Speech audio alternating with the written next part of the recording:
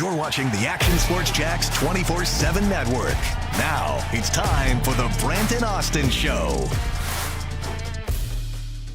Hey, welcome in on a Wednesday, midway through this week here in, what do we call this, the middle of March? We got the first day of spring yesterday, and it was like a frost warning. Yeah. Here in Jacksonville. Yes. What is going on?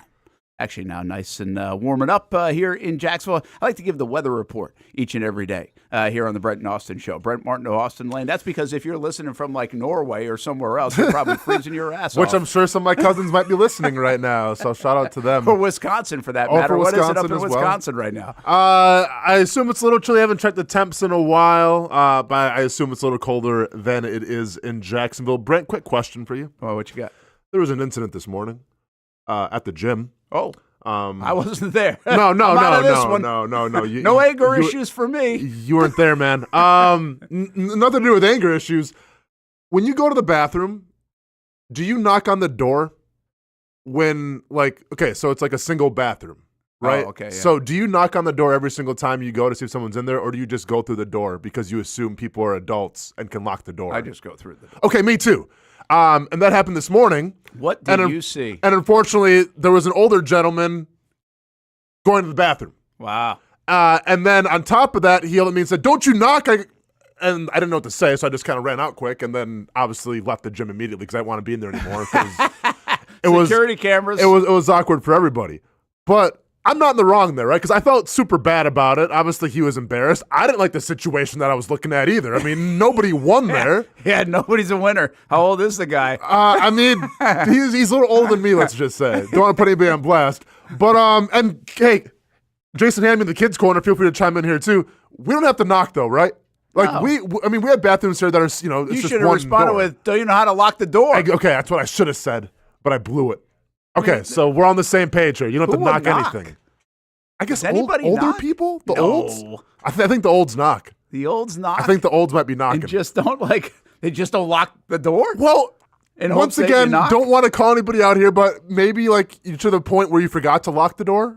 You get a little more old. Or sometimes it's broken and those kind of things, right? Sure. No, this wasn't broken. Because I always have, so they have the button pusher, right, on the lock? Yeah. And it's like, that doesn't look completely locked, but how do you really know? True. Right? Because it's kind of, it'll pop out more than another one that goes like fully, it's like an in and outy belly button. So needless to say, that was my morning. If I seem a little distracted or I'm not on the on the same wavelength as you today, you know why. Yeah. Should we get? Was it? What, should we get a therapist in here? Yes. That'd be great. Yes, please. Was it that bad? I mean, it was just not what I was expecting at 8:00 in the morning. But if anything, it helped me plan the show a little better because I had some more free time. Because like I said, I did leave. I didn't stay. Like I ended my workout early just because I didn't want to be a part of the aftermath of anything. What was it like? Whoa! Was it like a Kramer moment out of Seinfeld, or was it like? I don't know, man. You must have been stunned. Well, yeah. Was he more stunned or you? I didn't make eye contact with the gentleman. I don't know. I couldn't really get a gauge. That's huge. Yeah, I couldn't get a gauge of how stunned you. More like chest region. I don't know, man. I don't want to. See, I shouldn't have brought this up now because now I'm reliving it. Yeah, that's a good call. Like I don't know. We're not knocking. I do not know why people would knock. Like I don't get it. I have thought about in the past though, like how many times you are using the bathroom like that, and you're like, I hope I locked it. No, for sure. But I do feel like some people knock, though. I feel like knocking is a thing. That is wild. Yeah, that is I don't thing. know. Feel free to chime in the comments. Are you a knocker or not? I just want to make sure that I'm not in the wrong here. Nah, you're good, man. I think that you should feel pre-conscious. Well, that's not the case, but I appreciate your help, Brent. I can't get rid of the visuals. Yeah, but we're all good. Conscience-wise, I don't think you need a couch. I think you're good. Cool. Brent Martineau Austen Lane, Jason Hamby. NCAA tournament goes tomorrow. Still not. I still can't get used to these first four games. And hey, Colorado State. They got a bye. They didn't even play their first four games. Virginia can't get used to the first four game either, I guess. Did you guys see what True TV put? Do we have that? Hamby, I kind of sent it to you late and everything. I put it in the email. We can do it later. Just wait till you see what True TV had to say about the game, man. Like, they're chiming in. Listen, I have nothing but respect for Virginia. Bennett, He's a really good coach. The Bennetts are legends in Wisconsin. Yeah. You know what I'm saying? True. So, like, with all that out of the way now, what student athlete in high school is watching Virginia basketball and saying, you know what, I'm averaging 25, maybe 30 points a game for my high school. Let's go to Virginia. Nobody. Yeah, I don't know how he gets. I mean, obviously it's a terrific school. Yeah, right? sure. And he's a terrific coach, and they do things right way. So, or it feels like they do. So, mom and dad, easy sell, right? Okay, yeah. Charlottesville, Virginia, beautiful campus, great education, really good guy. Mom probably leaves there thinking, man, he's a good-looking coach, like half the time. Mom's right? trying to get on Coach Bennett? I mean, Take probably. it easy, Brent. But I think you're right. And I think that was part of his post-game comments. I saw like an ESPN headline today that said Virginia is going to like evaluate its system. And they might have to, right? I mean, they're playing Ivy League basketball in 2024. And I think, listen, they won a national championship doing it. But what we always say every time the tournament comes around is makes them ripe for upsets. And they got beat by UMBC because they're not going to run away from you most likely.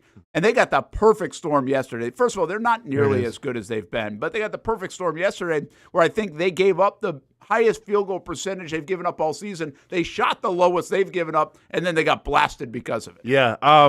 Kind of a little hard to see, but shout out to True TV. First point scored since 9:49 p.m. Eastern time. That's what they put. And I was watching this live because, I mean, obviously, it was on TV. I was checking it out because once again, with all due respect to Mr. Bennett, I hated Virginia for the simple fact I felt like they were the reason why Indiana State didn't get in. Yeah. So I wanted to watch the Virginia demise live on television, and man, it did not disappoint. But yeah, shout out to True TV for putting up the graphic there. First points since 9:49 p.m. I mean, they went.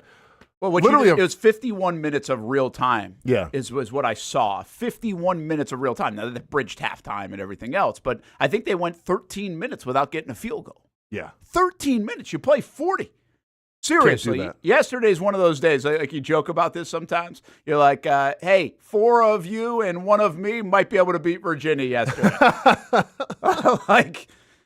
All we got to do is score 42 points or something over 40 minutes. Yeah, we probably wouldn't. So I'm being obviously just goofing around, but still, it's like I just don't see. I think it's a great job by Bennett to acknowledge that they might have to look at the way they're doing it, playing ball. They've got to evolve. At times, it was a little bit like Virginia feels a little bit. It's a better operation than Georgia Tech when Georgia Tech's still running the ball like 65 times a game. Yeah. And so what it does is it throws you off. Like when Florida lost to Georgia Southern, they were doing that too. And so you don't prep for it. Like it's a totally different prep week than anything you do all spring, all August, everywhere. And they get you. Like they've Air Force still plays that way. I think Army plays that way. Navy plays that way. They don't throw the football because it gives them the best chance to compete at a higher level. Well, Virginia's not that way, man. Like Virginia's, it can be a big-time basketball program.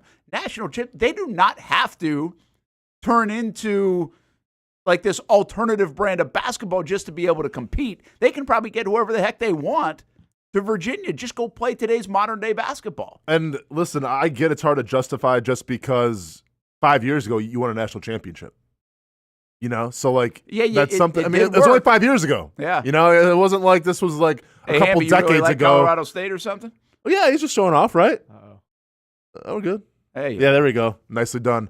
But no, when we talk about listen, my son can do whatever he wants to do. He likes basketball. He loves watching basketball. He might turn into be a basketball player with his height and everything.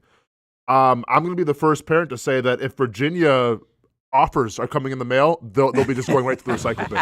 All right? Not even let him know. He can have these Duke's recording me. North Carolina's like, how come Virginia has? I'm like, I guess Virginia doesn't like you, son. It's all good. Let's go with Duke of Virginia. Yeah, Duke, North Carolina, man. I'm not going to go watch you for 40 minutes, whatever the case may be, just play fundamental basketball. All right? If I want to watch that, I'll watch Larry Bird back in the 60s do that. I don't need to watch that live and in person now. It is. I mean, listen, it's this perfect storm for the committee who got annihilated all weekend when they didn't put Indiana State in. Some people say St. John's. I would say Providence even. Like, those are better and you said it on Monday, like Indiana State is a 10 times better watch and story with what they have. And even if you want to go, I'm not telling you should fabricate the Final Four, the bracket to just have stories. But seriously, we're in an entertainment world. Mm-hmm. Like, if you're picking between two schools, Virginia or Indiana State here, all this did was say, what are we doing? I mean, if we're going to use some subjectivity to this, then why don't we use the human element to be like, this is going to be a way better story. Colorado State against Indiana State as a 10 seed. Yeah. I mean, that would have been must-see TV. I still watched them nonetheless, but I agree with you. And I think it was Rick Pitino brought up an interesting, because obviously he was watching this game as well and felt a certain type of way about it. But he also kind of brought up how they should bring in old coaches like, Coach Krzyzewski or like Boeheim to kind of offer their thoughts to the committee and have them sit in those meetings. And I'm not sure if you have a little bias in terms of, if Syracuse is on the bubble or whatever, But it wasn't a good look last night for the NCAA selection committee. Virginia shouldn't have been in there. Indiana State, I felt, was the better team regardless. But also, like you said, it is entertainment. And to me, I mean, it's the NCAA tournament, Brent, might be my favorite sporting week. Yeah. Watching the games and everything. I think a lot of people would agree with me there. And the fact that you don't have a team like Indiana State that has that must-see player, a la like a Jimmer Fredette was, like an Adam Morrison was way back in the day with was it Gonzaga? Yeah, Adam Morrison. Yeah. That's when these breakout stars happen. And you denied Indiana State, who had all the accolades, who had the Ken Palm whatever rankings that said that they should have been in, and instead you put a Virginia team who couldn't score in the second half. Is there anything like March Madness in the context that you just said? You're not sitting there watching. You might watch some Wisconsin basketball, but on a Tuesday night or a Big Monday, they still do Big Monday or whatever it is, right? Like, you're not watching college basketball day in, day out. I catch some games. They're on the TV in the sports office, but it's totally like background noise. Ty watches a lot, so I'll see some action at home. But I'm not. I used to watch way more college basketball. I said this earlier in the week because I was up in Albany. And Siena and Albany, I mean, we were in tune with everything. Coaches, recruiting. It was just a big deal. Around here, we follow JU and UNF, but we know, football is paramount, and it's football. So I don't watch it to the degree I used to watch it in as all year. But the NCAA tournament, we all do. Yeah. Is there anything else in sports that we do that with? I mean, the first thing that comes to mind, I'm talking casual fans now, not diehard college fan or diehard of your team. Like, if you love watching the Gators every night, and even the Gators, until middle of January, they were kind of whatever, right? And then it's like, wait a minute, this team might be pretty good.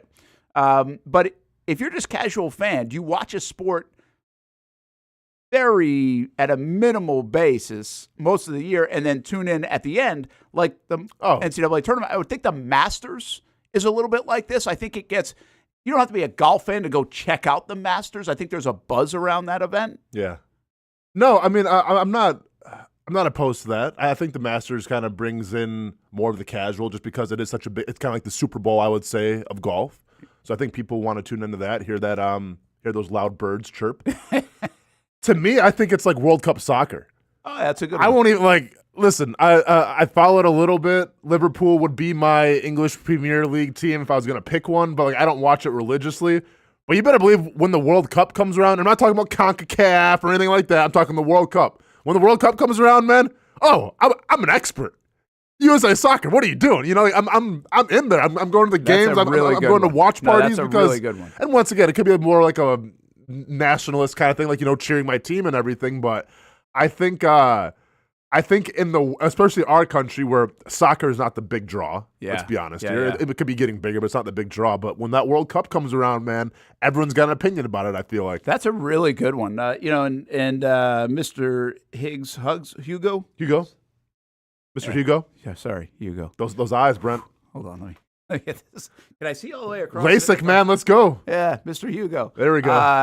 Anyway, NHL playoffs is actually a good one because playoff hockey is awesome. Arguably, it could be the most entertainment in terms of a playoff. Like, yeah, atmosphere. there's actually – see, what I would say, if you watch college basketball, you get a lot of buzzer beaters during the year. You still get a lot of drama during the year. You get a quality of play the same. My guess is if you watch soccer, even in the friendlies, you get a lot of quality of play and everything. Sure, the atmosphere changes, the stakes are higher. I think in hockey, the difference there for me is it is totally different intensity level. Like, if you're watching tonight a hockey game and you're watching in 2 months a hockey game, it is the difference seems off the charts different. I mean, hockey playoffs really are a great watch. Yeah. And that might be unfair to them to say, hey, we don't play with that kind of intensity during the regular season. I'm not necessarily saying they don't, but you don't feel it. That's for sure. No, like man, you do in the hockey playoffs. I mean, it's just like it's do or die, you know. And the good thing about the Stanley Cup playoffs is the fact that any team could essentially win it. Like, if you watch the NBA playoffs, That's true. you know, like, who's kind of Bucks going. aren't going to lose probably first round. The Celtics aren't going to lose first round. Well, I think it was last year. Boston had the best record, bar none. President's Cup, I think they set the record and everything. They got bounced out the first round. You know, so I think it says a lot about, you know, Stanley Cup playoff fever and all of that. And listen, when you have a guy in Charlotte a couple years ago who literally breaks his jaw during the game, goes out, sits out that game, comes back the next game with his jaw wired shut. Oh, by the way, played the whole game with it. It's not like hockey's a finesse sport by any means, a little physical as well. But it goes to show you just what these guys are putting on the line to try to win the cup. You know, it's interesting. It's like maybe we have more examples of this than I know, but the NFL used to be like this. The Super Bowl was like this. You would get so many casual fans watching the Super Bowl. I think that gap is closed. I think we have so many women watching the NFL now. I think we have people around the globe watching the NFL more than we did. Yep. Yeah, I mean, now sure, you will still get the entertainment. Hey, we're throwing a party. Hey, FOMO, you know, those kind of things. So the numbers will go up in Super Bowl, but I don't think it's as big of a gap as it used to be between what you would see in a playoff game or a regular season game or a Monday Night Football game versus what you'll see in a Super Bowl. The gap seemingly is closed, in my opinion, but I think the NFL used to be like that for sure with the Super Bowl. I think maybe we just have more sports that are like that. People catch in late. Now, there's one that I don't think really does this, is the World Series in baseball. I don't feel that. I feel like baseball people are watching baseball, and for the most part, you'll get a little tick up in numbers. But I don't think it's like this fear of missing out on the World Series or the casual fan is now going to stay up and watch the World Series. I don't see that with baseball. Yeah. I might be wrong, but I don't see it. So that's pretty fascinating, and you're right about the NCAA tournament. I mean, we will have people locked into the tournament that haven't watched a game all year. But it's fun to do this right here. Yeah. And this is it. Yeah. I mean, a simple bracket changes everything. Your favorite team, your favorite colors, your favorite mascot. No, seriously. Yeah, you're everybody right. likes to play a little game. Yeah. And whether that's Wordle, Sudoku, you know, people like it. Are we doing a challenge between the three of us? I don't know. Where did these The come brackets? from? Did I you put put them this here? Yeah. Nicely done, Hamby. Didn't spare no expense. Printed it in color, wasting the was gonna color say, hey- ink too. Look at that. Hamby, you put this in front of us, and then you said, are we doing a challenge? It seems like you challenged us. Well, I want to know if there's something on the line. Listen, how much you got? Oh, wow. I like it. Brent coming out hot. Yeah, you think about Hamby, that. yeah, I mean, Hamby, as someone who apparently wants to play the game, you got to come up with the rules, man. Yeah. How about, we'll let you come up with the rules, and we'll sign on. All right. Sounds like All a plan? It sounds like a plan. I like it. We will take a break, and we'll talk a little more later on about the NCAA tournament. A little football conversation as well. Mike Williams going to the Jets.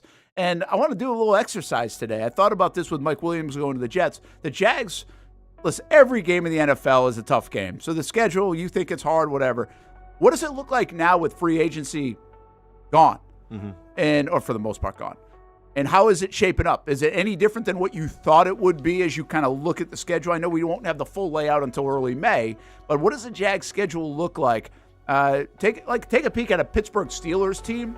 If you have them on the schedule, they look totally different than they looked like 2 weeks ago, right? For sure. They scare you a lot more right now. We'll be back on the Brent Austen Show. By the way, tomorrow and Friday, come join us for the NCAA tournament, 10 a.m. until 1 p.m. Best Bet St. Augustine. Play along with us. Watch the games. Play some table games. Maybe a little poker. Eat some sushi. Get some fries. Have a drink. Lunch with us from Best Bet St. Augustine tomorrow and Friday.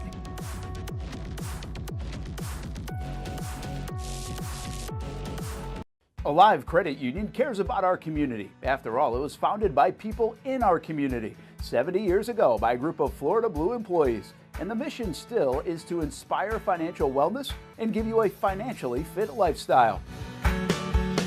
In here, they are more than just a bank. You can find Alive in the community providing financial education to our youth, sharing programs that are geared toward building credit and rebuilding credit, and supporting causes with amazing organizations like the American Lung Association. This March, Alive Credit Union will be back for the 6th time as a longtime sponsor of the American Lung Association's Fight for Air Climb. The event is March 23rd downtown. Get your team of climbers, family, friends, co-workers. The event will be emceed by Action News Jax's Garrett Biedenbaugh. Be a part of our community and become a member of Alive Credit Union today. Find out the many ways you can be inspired in financial wellness at alivecu.coop. Navigating to that perfect car can be a daunting task. Trust me, I understand, but if you want to find the perfect blend of sales and service for your automotive needs, look no further than the Tom Bush family of dealerships. Here at Tom Bush, they do things right. Dating back to 1970, they've been a staple in the community, giving back and keeping everything local. With 4 different brands to choose from, BMW, Mazda, Volkswagen, and Mini, there's a car for every member of the family, and the customer service is second to none. Looking to add an electric vehicle to your fleet? Tom Bush remains at the forefront of new technology with plenty of staff on hand to walk you through the future of driving and help eligible customers file for that EV tax credit. Whether you're looking for your future driver's first car or you want to step up to luxury and arrive in style, the Tom Bush family of dealership is the only stop that you need to make. Stop by the showroom or check out the inventory at tombush.com. Go where all the pros go. Jacksonville Orthopedic Institute takes care of athletes at the highest level, like the Jacksonville Jaguars players. They will take care of you, too. Our team covers a lot of teams here in Jacksonville: FSCJ, JU, the Axemen, the Jumbo Shrimp, the Sharks, and, of course, the Jacksonville Jaguars. JOI covers all those teams as well. And then there's youth sports. My kids play baseball and softball. And whenever we have an injury question, the first call is to JOI. Jacksonville Orthopedic Institute has been serving Jacksonville for 30 years. And they have over 30 specially trained physicians and assistants at 5 locations in the area. If your injury is specific to an area of the body, JOI has a specialist. They also are leaders in robotic surgery, joint replacement, and sports medicine. JOI Rehab has 13 locations and 90 therapists to get you better. Comprehensive care with caring physicians and staff at JOI. From youth sports to high school, college, and the pros, Jacksonville Orthopedic Institute. JOI. Go where all the pros go. Get outside. Yeah. Make friends. Learn life lessons with the First Tee. Golf is kind of like life in a way. You can take some stuff you learn on the course and take that and use it in every single day life. Donate to First Tee's Play Day campaign and everybody wins. For every $10 you've donated, you're entered to win a free round with a buddy. At the stadium course, home of the players, with this guy, Len Matisse. Scan the code on your screen or visit actionnewsjax.com to learn more. I'm Action News Jax First Alert meteorologist Garrett Beaton. While the sun is up and it's going to be a beautiful day. Sometimes you just need a day to yourself. And Garrett's First Alert forecast makes sure you're ready to go out and enjoy.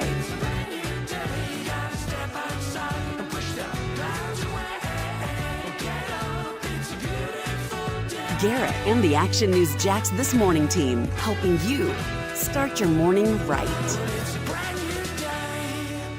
Discover how good your water can be with a new Connecticut softener and drinking water system. Connecticut's twin tank non-electric softeners are the most efficient softeners available, and their drinking water systems remove up to 99% of contaminants. We know that at our home. You can find out as well. Right now, you can save $1,000 or more when you bundle the Connecticut Premier Softener with a Connecticut K5 drinking water system. The experts at CGC Water Treatment and Plumbing will test your water for free and determine your water score. Don't know your water score? Well, CGC will find out and recommend the appropriate Connecticut water treatment solutions to improve it. The higher your water score, the better your water. Call 904-552-1242 or visit cgcwater.com. That's 904-552-1242, cgcwater.com. Financing options are available with approved credit. CGC Water Treatment and Plumbing are proud partners of the Jacksonville Jaguars, and I'm a proud customer of CGC Water Treatment and Plumbing, an authorized independent Connecticut dealer. Florida license number CFC 1432579.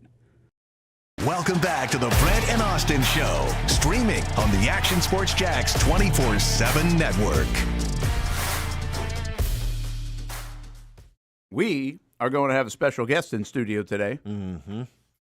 We're going to eat. Sausage dudes are coming in.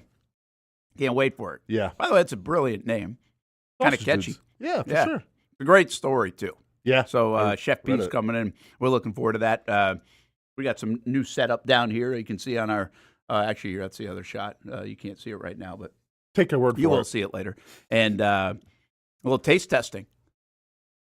I know. Are you on a diet? Well, I have to go spar literally right after this. Well, you don't have to eat a lot. You can have a bite or Well, two, how am I supposed to control myself with sausage, man? Like, I don't know. It's like There's bacon, like 4 you know? different Like, kinds of sausage. I know, too, and for trust me, I've read the flavors, so I know. Yeah, I did my homework, sir. It's really a cool story. So I'm looking forward to having that, those guys on, and we'll do that probably in the next hour. This is kind of cool studio. We have room to be able to do like taste testing. Yeah. which is pretty fun. Brent Martineau, Austen Lane, Jason Hamby, Brent and Austin Show. We're excited about today internally because our Action Sports Jax 24/7 network will have a couple of extra hours of content. We've actually been putting more content on the weekend just to test it out as well, but really haven't promoted it as much. So today we'll have extra content, new content that you haven't seen before. 1 o'clock, Stuart Weber on Wednesdays is going to do, really, he's a big NASCAR and racing guy, and he's been doing this cup date on YouTube as well on our Action Sports Jax channel. Well, now we shifted over to our Action Sports Jax 24/7 network. That's at 1 o'clock, as you can see. At 1:30, we will not show the Players' Championship in its entirety in a half hour. That will not be the case over 4 days. Instead, it will be the Celebrity Shootout from the 17th hole for charity from a few weeks back. And Daniel Murphy and Dee Brown and Josh Scobie, Jim Furyk, the likes. So that's a pretty cool thing.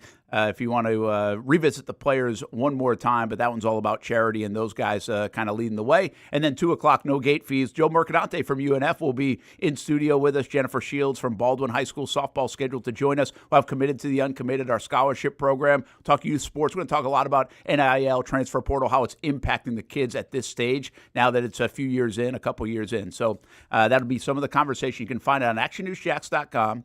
And you can just download the app as well, Action News Jax app. You click video, we're right there. It's as simple as that. You can catch a show each and every day, 10 a.m. until 1 p.m. And then a lot of that will be replayed, so you can go find it again if you need to throughout the course of the day. As we continue to add content, there's a really good chance you can get most of the content 2 times during the day if you miss it the first time around. So hopefully you can check out just part of the next stage of Action Sports Jax 24/7. Here on the Brent and Austin Show, we had a question in, and I like the question. Okay. Ramos says, do the Jags get any primetime games this season? I hadn't really thought about that, and we're still like a month or so away from the schedule, but I hadn't really given it a lot of consideration. What did they have last year? They had the Monday night, Sunday night, and Thursday. They had 3. Those worked out well for us. Well, actually, Ravens, Bengals, and Saints. But very entertaining. They were actually entertaining games. Like, they didn't lay an egg. Did they win the Thursday? They won the Thursday. Very entertaining in New Orleans. Yeah, that was a great one. Wait, wasn't the Bengals Thursday? No, the Bengals was the Monday. Okay, sorry. Again, entertaining overtime game. Sure. And Sunday was the Baltimore game, which actually was entertaining through about 3 quarters, and then Baltimore pulled away. I got you. So, like, they weren't. A lot of times in the past, you're like, okay, Jags never going back on primetime again. Yeah. Like, I don't think the networks really care if the Jags lost. Like we do. They went 1-2 on those games. I don't think that's going to impact them being back on.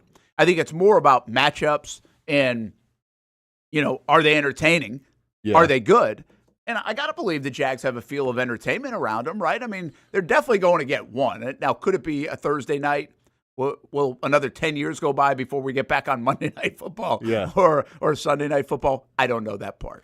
I mean, I think they're going to probably have less games than last year. Because keep in mind what we're talking about. I mean, it was Trevor making the run, obviously coming back in the playoffs. That was exciting. Yeah. Taking the Kansas City Chiefs to the limit.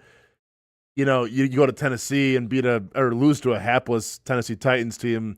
That's not going to look good on your resume in terms of wanting prime time games. So I'm sure that they'll probably throw us a bone and we'll get a Thursday night game against the Tennessee Titans as is tradition or as was tradition, and then that'll probably be it. Well, and that was the cool part about this year. You got really good matchups. Yeah, It was the Bengals, it was the entertaining. Ravens, it was the Saints. It wasn't the Titans or even the Colts or Texans. And by the way, Jags-Texans, True. prime time, not bad. Did they flex the Ravens game or not? Or was that always? No, that was always. That was always okay. Gotcha. Should they get more than one though? Seriously, I mean, you think they're going to get one? They'll get one. They'll get. I mean, they have to get one, right? Isn't that Nah, a rule? you don't Or have to Not, anymore, okay, but- I mean, they'll get one for sure.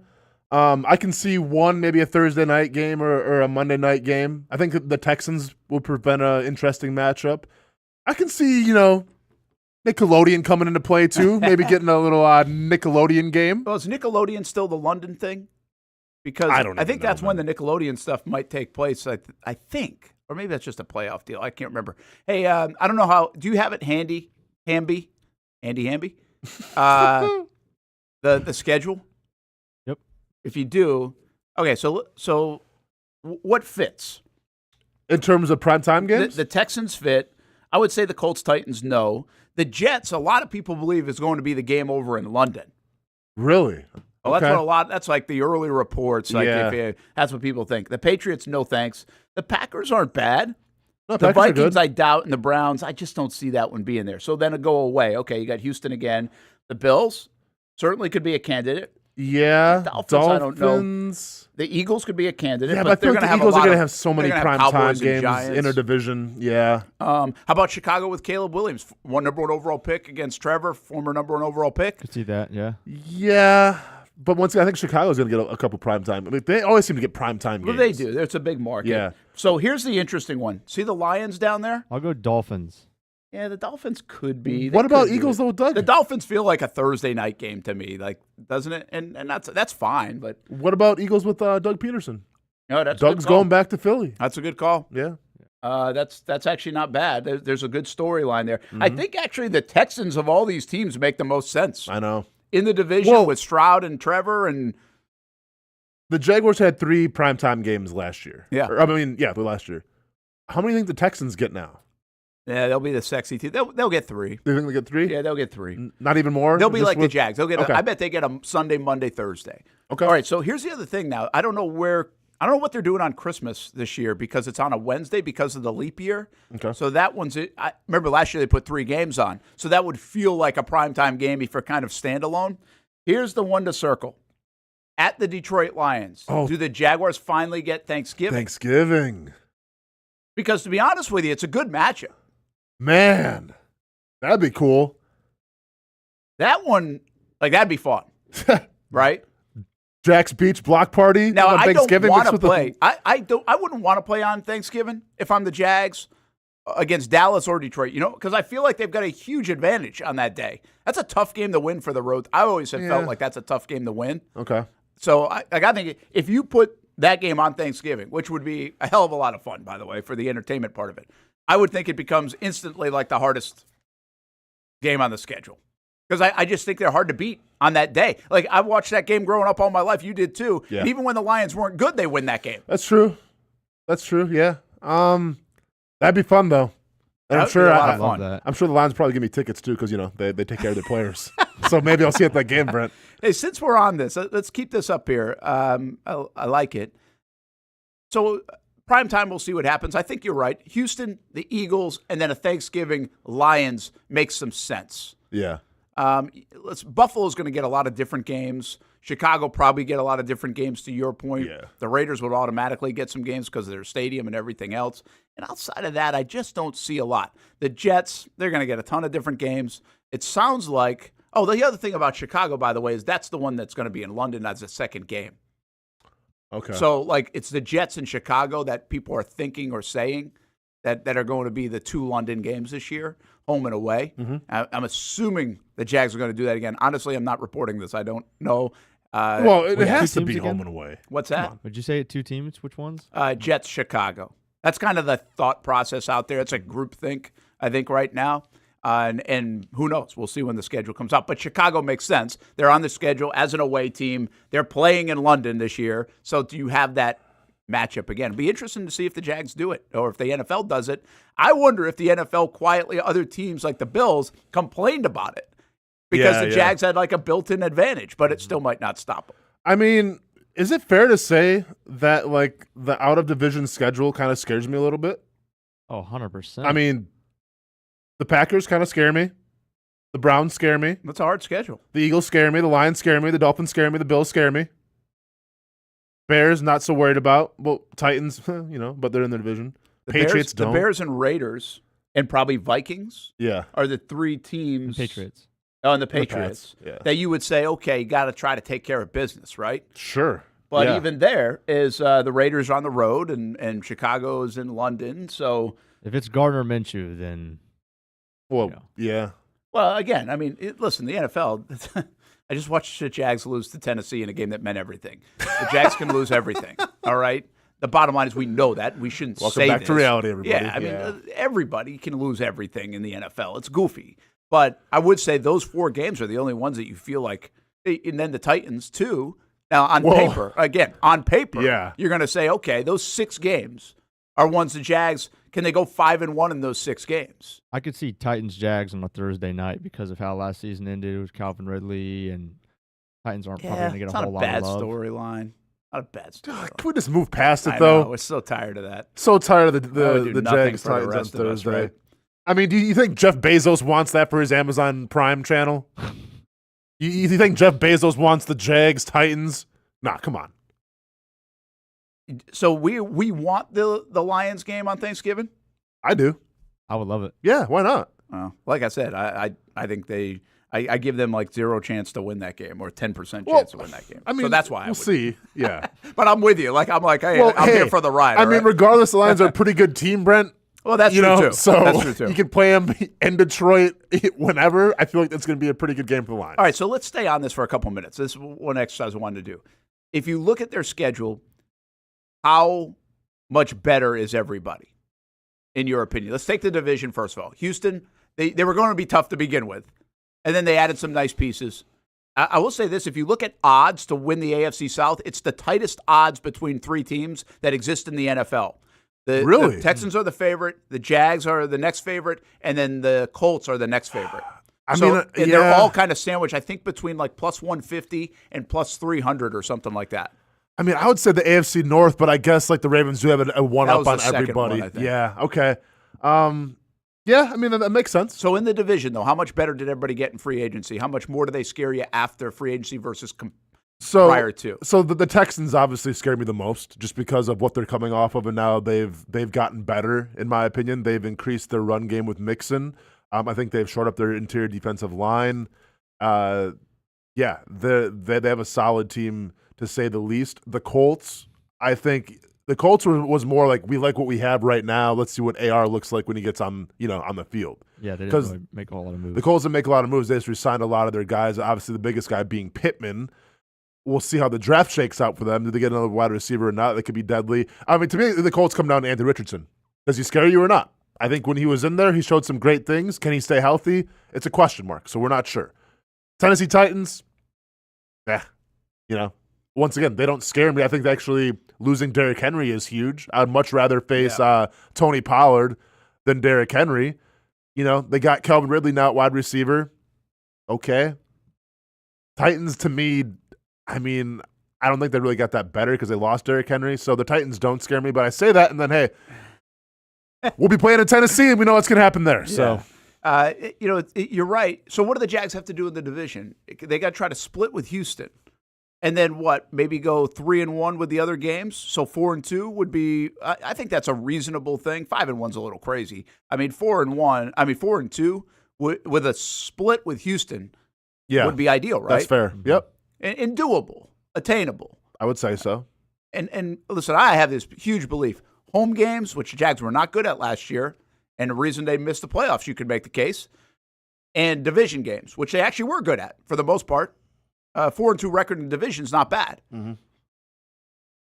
That's the formula to get to the playoffs. So if they can go 4-2, let's look at the rest of the home slate. Now, again, New York might be in London. How scary is New York? Good defense, healthy Aaron Rodgers, add Mike Williams. This is the point of the exercise. Now they get Mike Williams. They've got Garrett Wilson. They got a good football team over there if they're healthy. They have a solid running game. Obviously, their defense is going to be their defense. Can Aaron Rodgers stay healthy? Well, they just shored up 2 bookend tackles for him to keep him upright. So the offensive line woes are essentially gone now for the New York Jets. Yeah, I think if Aaron Rodgers is healthy, Brent, the Jets are a very, very scary team. You look at the Patriots. You got to be able to win that game. We're all good. You look at the Vikings where they are now. They might get a young quarterback. They've got a capable guy in Darnold. I mean, the Jefferson matchup is something. I mean, I think they're dangerous enough, but the fact that you have them here, you've got to win that game. You got to take care of the Patriots and the Vikings on this schedule, I think, here at home. Then you've got Green Bay. Fun matchup. Give me the first game of the season, please. Let them get acclimated to that heat. Yeah. Because you know how I feel about it. We always disagree about this, Brent. The heat makes a difference. They did have that a couple years ago, I think. Well, the last time when Green Bay played here, I think it was early. Green Bay won. Jordy Nelson, I think, last minute Aaron touchdown. Rodgers ran in some. They did a good job containing Aaron Rodgers actually for the most part in that game. Yeah. But I remember Jordy Nelson got a touchdown. I had him in fantasy that game. Wasn't proud of it. Okay, but Green Bay, did they do a lot in free agency to upgrade, or are they just coming off this playoff run, building around Love, that kind of thing? Like, where do you? They lost Aaron Jones, but Josh Jacobs. They got Josh Jacobs. Yeah. That's an upgrade, I think, at this age. I guess, yeah, for sure. Green Bay more kind of like Indianapolis. We like what we have. You know what I'm saying? They lost Savage, a couple players here or there, but nothing major. I think if Jacobs is healthy, it's definitely an upgrade from Aaron Jones more being like that, because Aaron Jones is more just the receiver type. And then you had AJ, the backup running back. Dillon. Thank you very much, AJ Dillon. And I think they signed him back. Did they bring him back now? Yeah, okay. they had some quirky rule that they could get him back, I think, on a 4-year performance. He hasn't reached expectations, man. He's been kind of struggling. But, yeah, needless to say, Green Bay still scares you. I mean, Jordan Love looks to be the truth. What about the Browns? Yeah, the Browns scare me. What do they do? Obviously, they're going to have Watson back. And like that good or bad, I don't know. That might be the detriment, honestly. Yeah, I mean, if I'm Cleveland, I'd rather have Watson than Flacco. I don't care what anybody says about the Flacco stuff. I hear you. But no, Cleveland's solid defense. They have a lot of pieces in place. I mean, I'm not sure in terms of the running game. I mean, they got 4 quarterbacks. Yeah. Well, do we know is Nick Chubb? What's up with him? Yeah, I don't know the latest on Chubb. Yeah, especially if you play them early in the year, that might be a benefit. True, right? But it's not like Jerome Brown was no slouch either. He did his thing in that backfield. So they see the Browns are going to be interesting when it comes to the Jags. Did they get more physical? Because the Browns are a physical team in the trenches. And the Jags, did they offset some of those kind of performances? Maybe the Eagles later on, maybe the Browns, teams that are physical in the trenches, that you can compete better. Did they just do that with Armstead? Did they do that with Mitch Morse? Did they do that with now Ezra Cleveland in the system? That'll be interesting, right? Because to me, Cleveland, that's where they're better than the Jags. The Jags aren't as tough as they are in the trenches and couldn't go toe-to-toe. Now, it turned out in that game, they just couldn't stop a busted play. Yeah. But, I mean, I would say of that home game list. Jerry Jeudy. Yeah, they got Jerry Jeudy. But I would say the home game list, the Jets, outside of the division, the Jets did the most because they're getting Aaron Rodgers back and they got Mike Williams. They already have a really good defense. And they solved their biggest problem, offensive line. And they added to the offensive line. Their offensive line was horrible last year. Yeah. And now they shorted up. The Vikings scare you a lot less without Kirk and without Daniil Hunter. Okay, so real quick, if we can do this, actually, let's take a break, and then we'll come back. We'll do the away side of things. And anybody get markedly better in free agency that kind of changes the way you might look at the game. It was already a pretty decent slate away from Jacksonville. If you really look at it, the teams going into the year look to be pretty good on paper anyway. Let's take a break on the Brent Austin Show. We come back, we talk more about this Jaguars schedule and how it looks when the schedule comes out in May after what these teams did in free agency. And as we know in the NFL, what it looks like in April and May, and here in March. Freeze it right there. Stop. No. No! I don't think you can control that. Oh. Doesn't always mean what it's going to look like. Oh, he's going backwards now. Thank you. Those 2 games in London, that was fun. That started a 5-game win streak. Just stop right there. Yeah.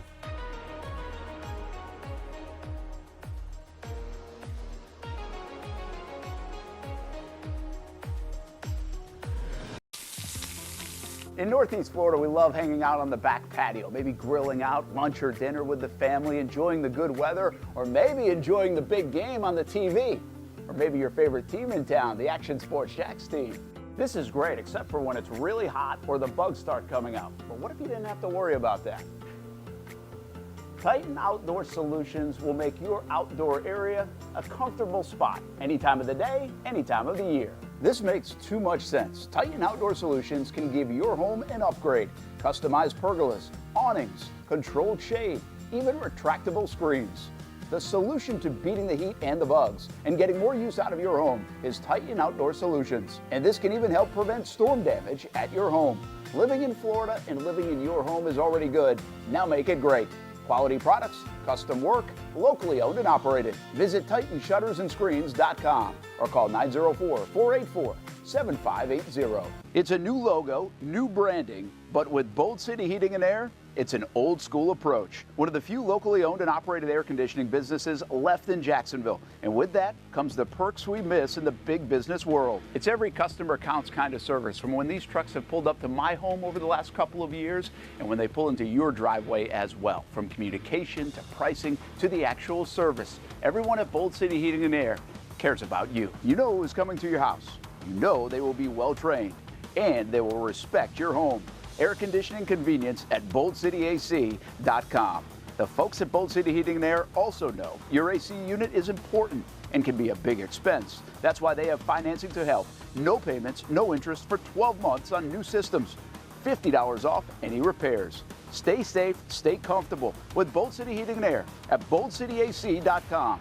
Homegrown in your hometown. Bold City Heating and Air.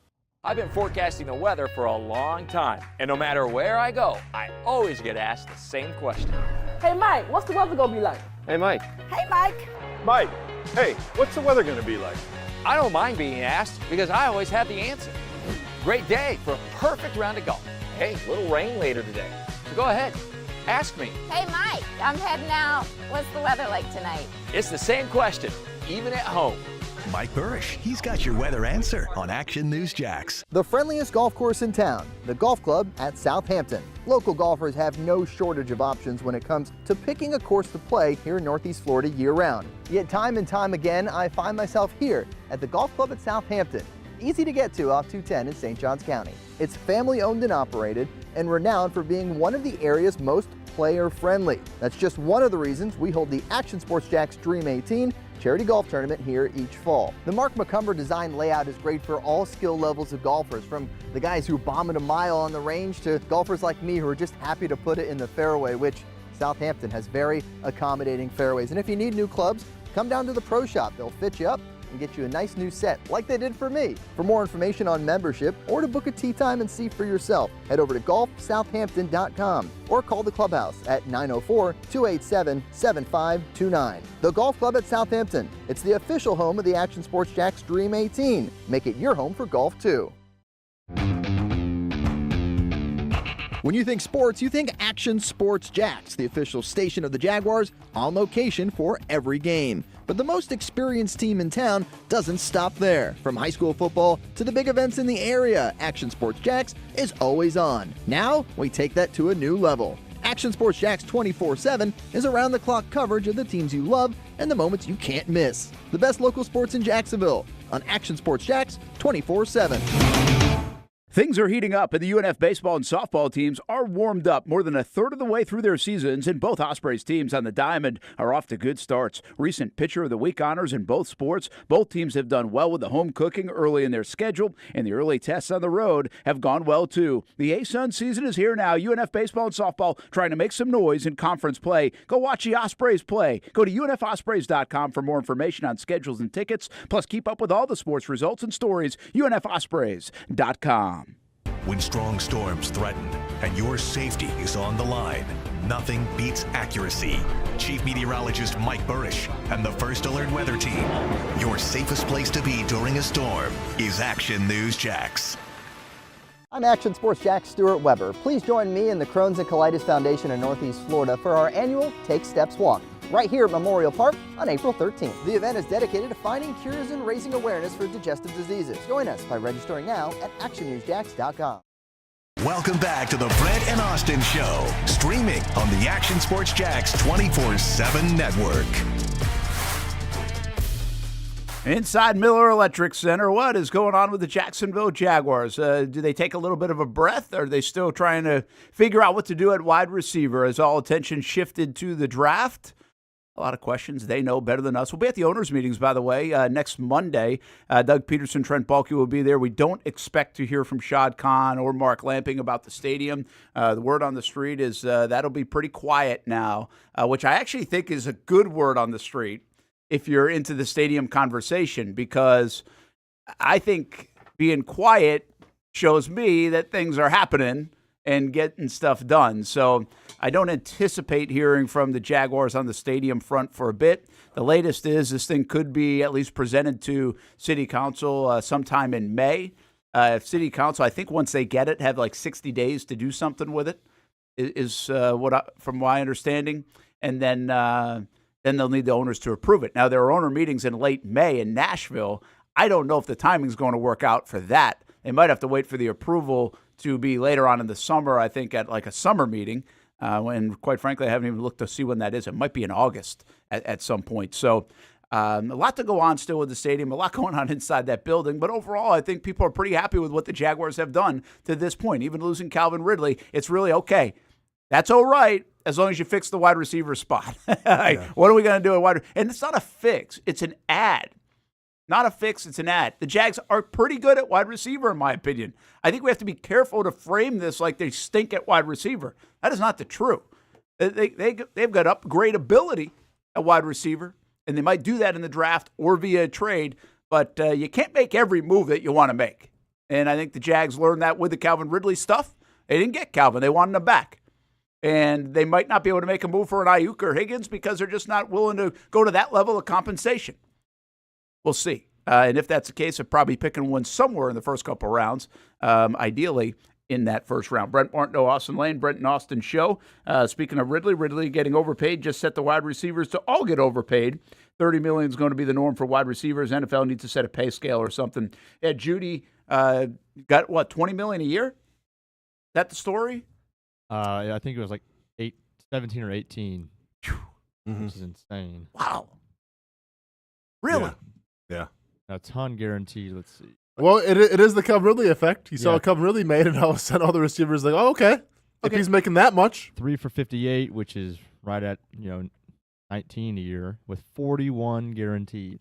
Oh, what? So Ridley gets 50 mil guaranteed, and Jerry Jeudy gets 41. All right, I've got an assignment for you in the next couple minutes, all right? Can you look up what Christian Kirk had done in Arizona versus what Jeudy did in Denver? And maybe it's similar.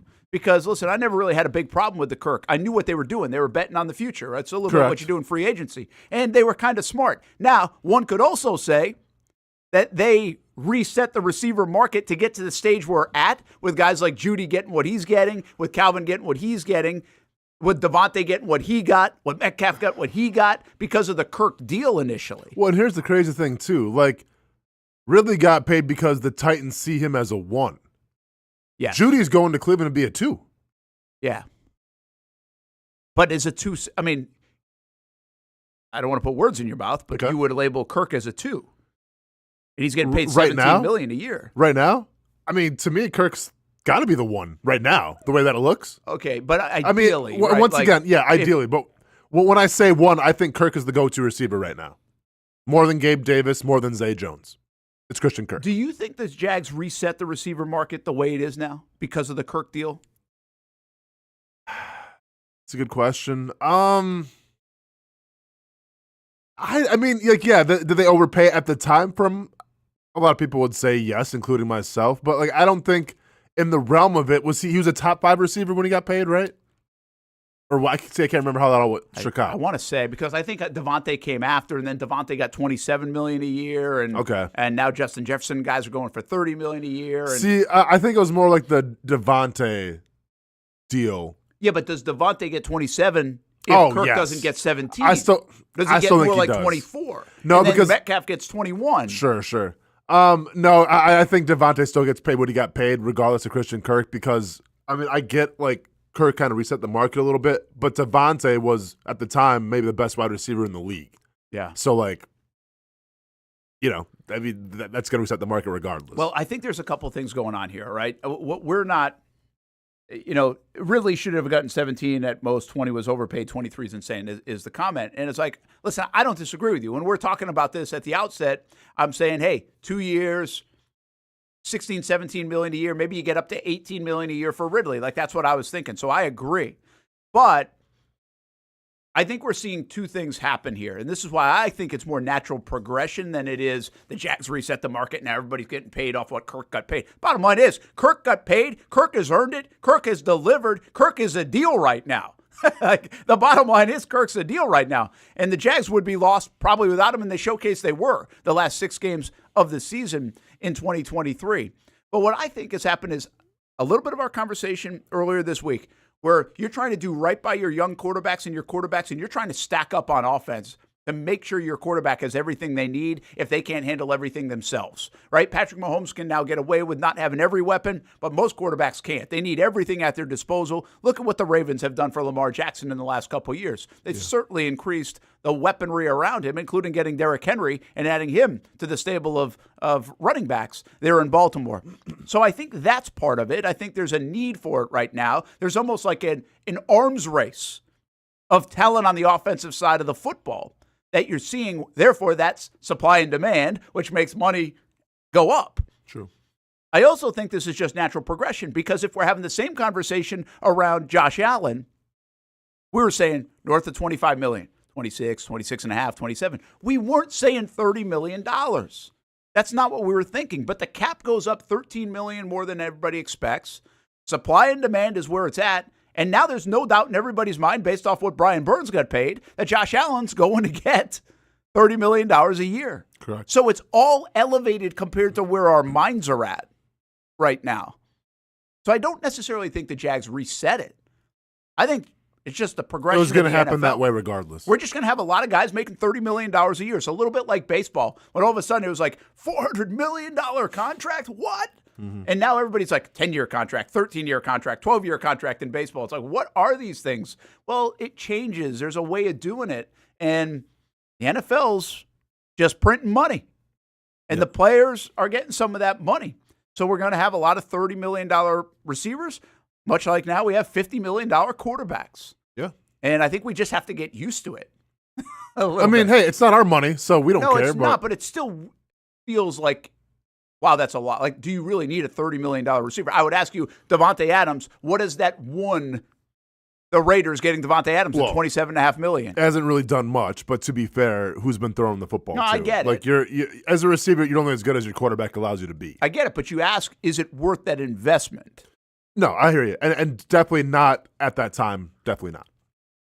You could make the case it was worth more going for a quarterback and paying that quarterback more instead of getting a stopgap in like a Jimmy Garoppolo or somebody like that, right? Correct. So exactly. That's how the money kind of shakes out in a different way. So it's fascinating to me, but I don't necessarily think Kirk did it. He might have played a small role in it, and by the way, good for him. Mm-hmm. But I bet he's getting Christmas presents from agents and receivers around the National Football League if that's the case. Sure, yeah.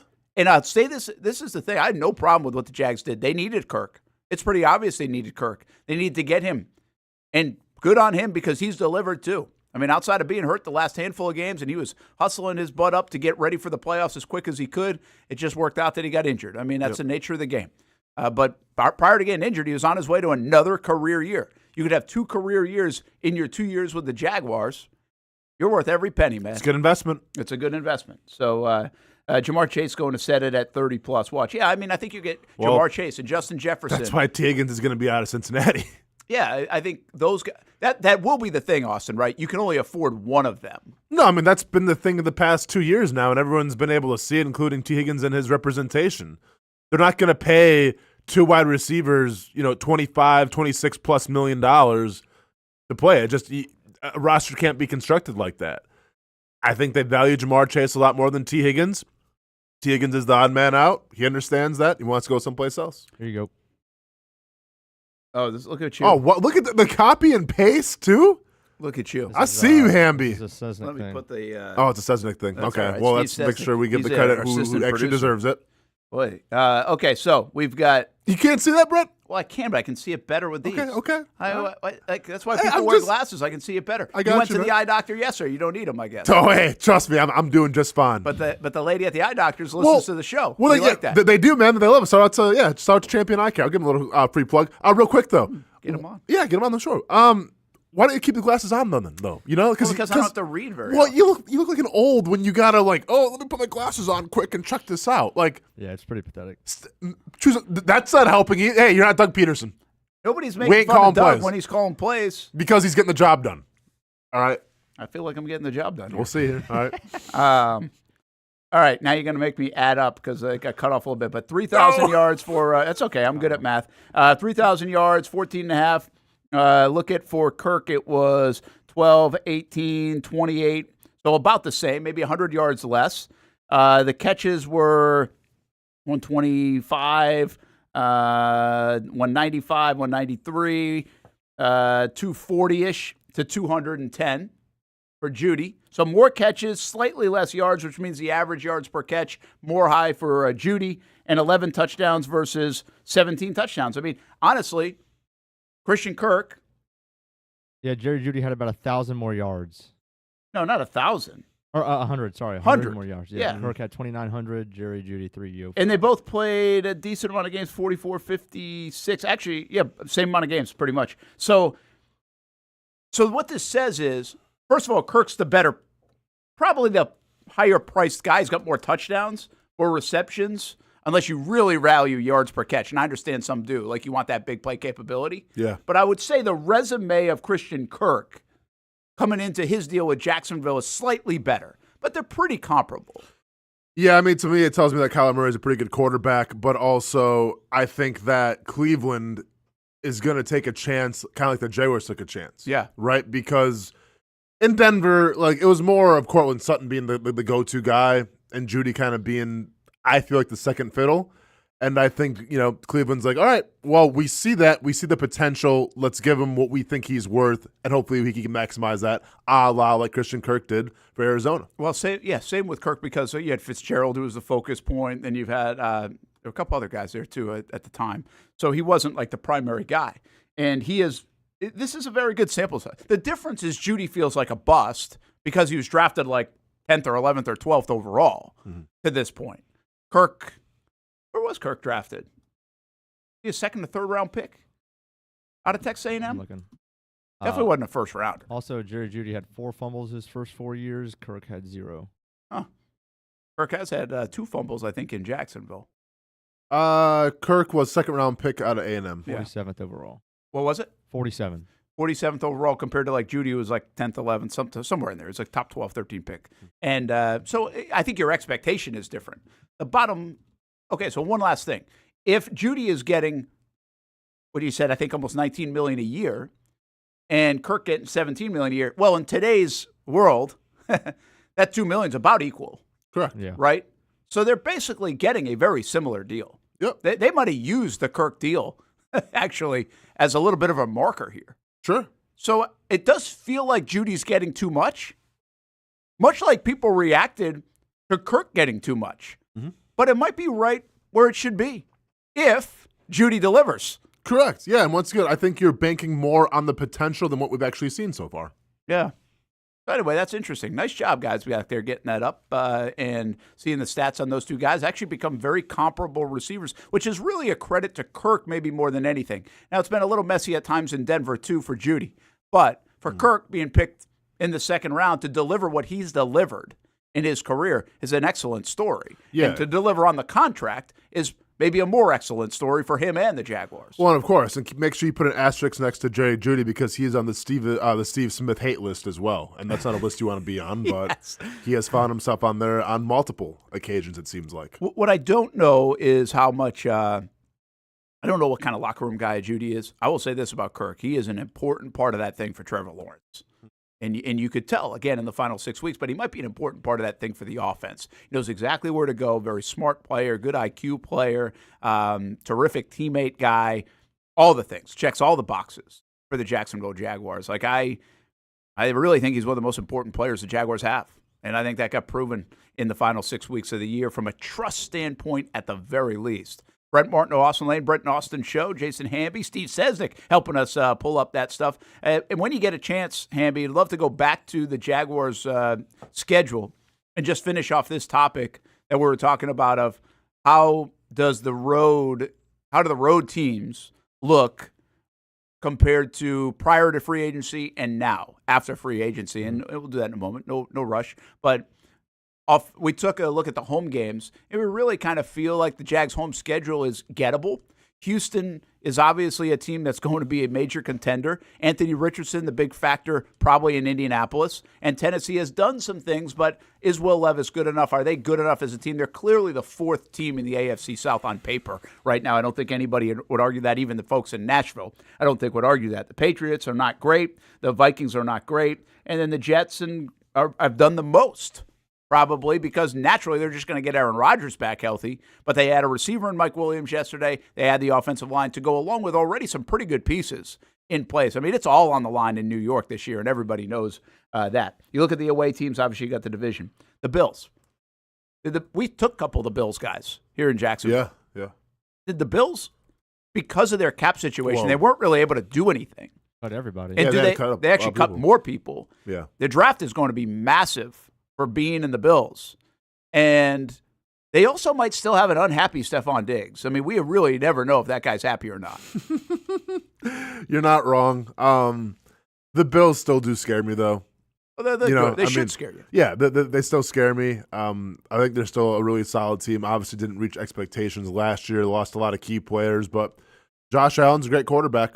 And I'll admit that. I think their newfound prowess in the run game as well, in terms of physicality, scares you a little bit. So, yeah, they may have lost some contributors, especially on defense, but as long as you still got Stephon Diggs, as long as you still, they lost Gabe Davis as well, but I just feel like they're always in contention.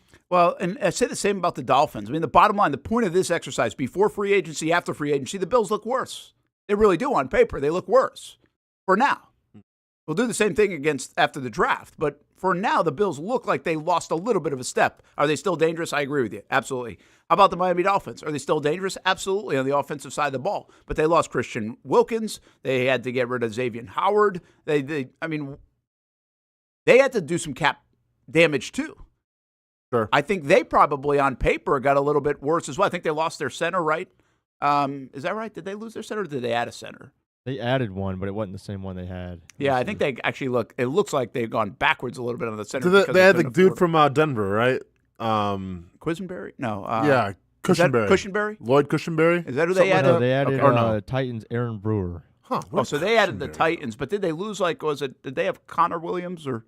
Williams, yeah. Yeah. So I think they lost a little bit on the center stuff. But they signed Jordan Poyer from the Bills and Shaq Barrett. So they're banking on those aged guys. And Jordan Brooks, 3 years, $30 million. Kendall Fuller, Jonnu Smith. Yeah. So they shored up some things. Again, for this exercise, the Dolphins look less daunting even by losing Christian Wilkins. Yeah. Yeah, for sure. But they're still dangerous, to your point. Yeah, I mean, okay, so you lose some guys, obviously, on defense, but when we thought about the Dolphins, we weren't thinking about their stingy defense at all, even though they had some great players. That's a good point. Right? I mean, if the Dolphins go to the Super Bowl, it's because of their offense. Simple as that. So, lost some key guys on defense, still have a couple of key guys on defense. It's all about that offense. It's all about Tyreek Hill. Yeah, they're a scary team still. And they're trying to get a deal done, obviously, with Tua as well. It is – their window was small in Miami, but you do wonder, did they miss the window? And if they don't do it this year, do they really miss the window? And in the meantime, everybody else is getting better and better, it seems like, in the AFC. So that's what it feels like with these teams. The Bills and the Dolphins, who haven't been to the promised land, they actually are losing a little ground. Like, take the Jets alone in the AFC East. Mm-hmm. The Jets look, I don't know, 5 times or 10 times or 2 times is the right word, better than last year. And these two teams look a little bit worse. You're not wrong. And then the unknown of the Patriots. I mean, the AFC East, to me right now, the feel of it is like goes through the Jets, even though the Bills have owned it. Yeah. For the most part. All right, now you go to Chicago. They're going to get Caleb Williams. They have a lot of weapons now. They're going to be more dangerous than people think and probably very competitive, but they will start a young quarterback, and you never know. Yeah, I mean, you replace Mooney with Keenan Allen, obviously a big upgrade there. You have DeAndre Swift now. They have Kevin Byard, Gerald Everett, tight end from the Chargers. Yeah, I mean, overall, listen, we talked about this before on the show. You blew it with Justin Fields. All right, you didn't give him the tools that he needed to succeed. I think you recognize your mistakes. You let him go to Pittsburgh for essentially nothing, whatever the case may be. You try to make right with Caleb Williams, right? So you built some people around him now. Keenan Allen, to me, like I've said, is probably the most quarterback-friendly wide receiver you will ever meet just because the dude's super dependable when he's healthy. Now, age can be a factor, but as long as he's healthy, it's only going to help Caleb Williams. So overall, and then keep in mind, they re-signed Jalen Johnson as well with the most awkward press conference of all time in terms of coming back to a team. Shout out to mental health and stating your case and everything and speaking your piece. We're all for that. But hey, man, a lot of details there as well that I'm sure some of the organizations just like, okay, that's fine. But nevertheless, yeah, I think the Bears, it's not going to be their year, obviously, this year, but they did upgrade. They did get better. I think Caleb Williams, everyone's preaching him, might be a better upgrade than Justin Fields, but too many unknowns, I feel like, right now, the Chicago Bears. All right, let's roll through this really quick. Detroit, they kind of stand pat in free agency. Did I miss something in Detroit? I feel like Detroit. They lost the guard. No, they got Marcus Davenport. Okay. And then they got the DJ Reader from Cincinnati, right, who was So they upgraded one of the most. defense. I don't know what it is about Cincinnati defensive tackles. Geno Atkins back in the day, DJ Reader. Yeah, they had a good run on those. Yeah. So the Lions beefed it up even more, and they're running it back with all those other guys. They're invested, obviously, with their draft picks. They hit home runs with their draft picks, and now they're going to keep going with that. Did they lose Glasgow, the guard, I think? They re-signed him. Or they re-signed him? Yep. Okay. New deal. That's, by the way, what I got confused, like all that during that time. Glasgow. I thought it was Glasgow that was up. It was Glasgow that was up. Yeah. I realized that the other day when I was like, what are we doing here? What's the chances of those guys having two guys? Glasgow got re-signed. He did. The Yes. guard. The guard. Glasgow Correct. is the center Yes. who's under contract. Correct. But I had it confused. I thought the center was up. We all had it confused, man. It's easy. All right. What's the chances those guys, they end up with two guys named that? In Detroit. All right. So Detroit's still going to be very good. And the Raiders, we have no idea. Really, I mean, it's Gardner Minshew's show right now. Gave him $15 million guaranteed. And then what about the Eagles? Like, where are we at the Eagles? Eagles had the collapses maybe more epic than actually the Jags collapse.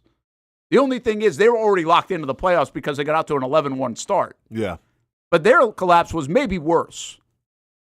How do you feel true. about the Eagles? They had to change things over again. They still have Sirianni. They I think, lost a couple of guys because their cap space was a little messy. Well, yeah, they lost Kevin Baird. They lost DeAndre Swift. I mean, Marcus Mariota, say whatever we want. I think who retired? Fletcher Cox. Thank you. Fletcher Cox retired. I think Brandon Graham's still He's there. coming back, actually, for like a 15th year or something. Which is, Brandon I mean, Graham. he was in my draft class. Wow. Yeah. That's insane. Still playing at a pretty high level. But you add Bryce Huff, you add Devin White, you add Zach Bond, it's a linebacker, and then obviously Saquon Barkley is the big name as well. They got Barkley. So, I mean, upgrade, I would say. Like, as long as Saquon can stay Swift had healthy. a really good year, man. He did, but dude, come on, it's Saquon Barkley. I know. If you're Makes healthy. him dynamic with the hurt stuff. I mean, you think the tush-push worked then. Wait until now when you can just flip it out to Saquon, I think. I don't know how good they I have a weird feel about the Eagles. It's hard to figure them out. Like, are they going backwards? Are they going to bounce back? They're going forward. I mean, I'm not a huge Sirianni guy, I got to admit it. Like, I think they're messing around with a lot of things just to keep Sirianni. They're actually doing all the things Sirianni to save his own ass that, like, Doug wouldn't do. Sure. That's why Doug got fired, basically, I think, is because he didn't want to do all those kind of things. They're making him do it. When you start messing around with the cookie jar that much, man, you're going to get crumbs. Oh, I like that, Brent. I'm not mad at that at all. I get what you're saying. On paper, they're still a formidable opponent. Yeah, very good. Yeah. You know, I mean, on paper, they look great. Let me ask you this. Because Derrick Henry was kind of rumored for a while to go to the Eagles, goes to the Ravens, which to me makes more sense. Yeah, it does. It would have fit in Philly, too, though. He would have. In free agency, are you going Saquon or Derrick Henry? If you had your Saquon all day? Yeah. Listen, Kids Corner? I love Derrick, but. Saquon or Derrick Henry right now? Yeah, because they're both obviously free agents. Right. Bring one for your team. You feel more confident with Saquon or Derrick Henry? Saquon, yeah. Really? Okay. Yeah, I mean, I just feel like from a health, like Derrick Henry stays healthy though, man. I know, but the dynamic. I know. Like, seriously, you know what Derrick should scare you because you know what he's going to do. Saquon, it's 68 yards on a touch. I mean, it's. I just feel like if you add Derrick Henry to your team, you've immediately changed your whole philosophy and like your whole physicality standpoint. Like now you just became one of the most physical teams in the NFL because of one player. But isn't that the part about Philly that's really intriguing when they got A.J. Brown and even Devontae Smith? They feel like this physical team that's like cloud of dust kind of team that wants to beat you up, but then they can hit you with the big stuff because of those guys in the passing game, right? They're explosive. Well, Saquon, again, I'm not sitting here telling you he's the most physical back, but he hits you with at all levels now, they are explosive. And they already are going to beat you up for the most part. Their biggest loss might be Kelsey. Remember, he retired. That's a good point. I mean, they lose both their internal guys up the middle. And we know how much that is a big factor. Kelsey and Fletcher Cox, who have been a big part of that. And what does that do to the locker room and especially in Philly and stuff like that? Keep in mind, though, Jalen Carter was kind of brought in, I feel like, to replace. Well, he did, and he Fletcher started Cox eating too many Twinkies. Yeah. I mean, I think that's a concern, right? It's a big boy. It is a concern. He's a really good football player, dangerous football player, but they got to get that under control. It sounds like. Yeah. So Philly might be the most fascinating team in the NFL. Of how it's going to play out. Yeah. Yeah. Because it looks really good. But again, the intangibles of losing those guys up the gut to your locker room, to what they mean, to what it means to younger guys. How good is Jalen Hurts? I mean, is that a fair question? Is he MVP Jalen Hurts? Is he hurt Jalen Hurts? Or is he be limited Jalen Hurts? And I also think it's time to ask the question, how good is Nick Sirianni as well? That's the one. I mean, I think Howie Roseman's done everything he can do to provide this team with the players. Absolutely, yeah. Right. Yeah. And how important is Dom? I knew that was coming. Is he like he's back? We're all good now, right? I think we're all good, yeah. Okay. It's very important. Time will tell. I think Jason Kelsey preserved him with his mention in the retirement speech. Hey, Doug, I'm just saying, man, I got my fight in April, but after that, if the Jaguars need their own version of a Dom, let's go, man. I got you. Rude Dog's going for the Cookie Monster rather than the Sack Monster. I like it. They love the Kids Corner, man. We got to get the Kids Corner sponsored. I'm kind of visualizing some things over there. I love how Hamby just kind of embraced it, too. Yeah, well, he's got no choice. You really have no choice. That's a good point, Hamby. I mean, you might as well be for it, you know? You beat people up for a living. Yeah, he really has no choice. Yep. We will take a time out. Brent and Austin show. We'll come back. So want to get to some NCAA tournament. Baseball season actually started today, and plenty of football. We've got how to build the prototypical quarterback. I think you and I are going head-to-head here, Brent. That's still on the way. Best bring your A game. We'll try. Plus, Sausage Dudes coming into the studio.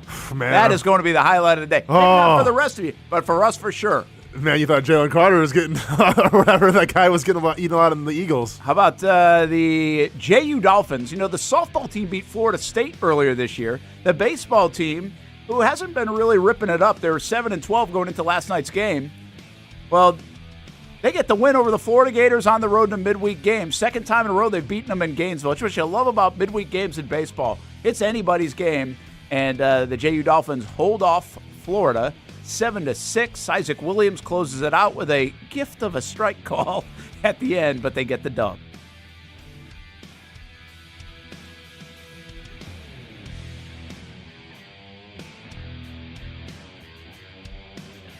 I like to say everybody has a story, and sometimes we are a part of other people's stories. That's the case here at Nimnicht Buick GMC.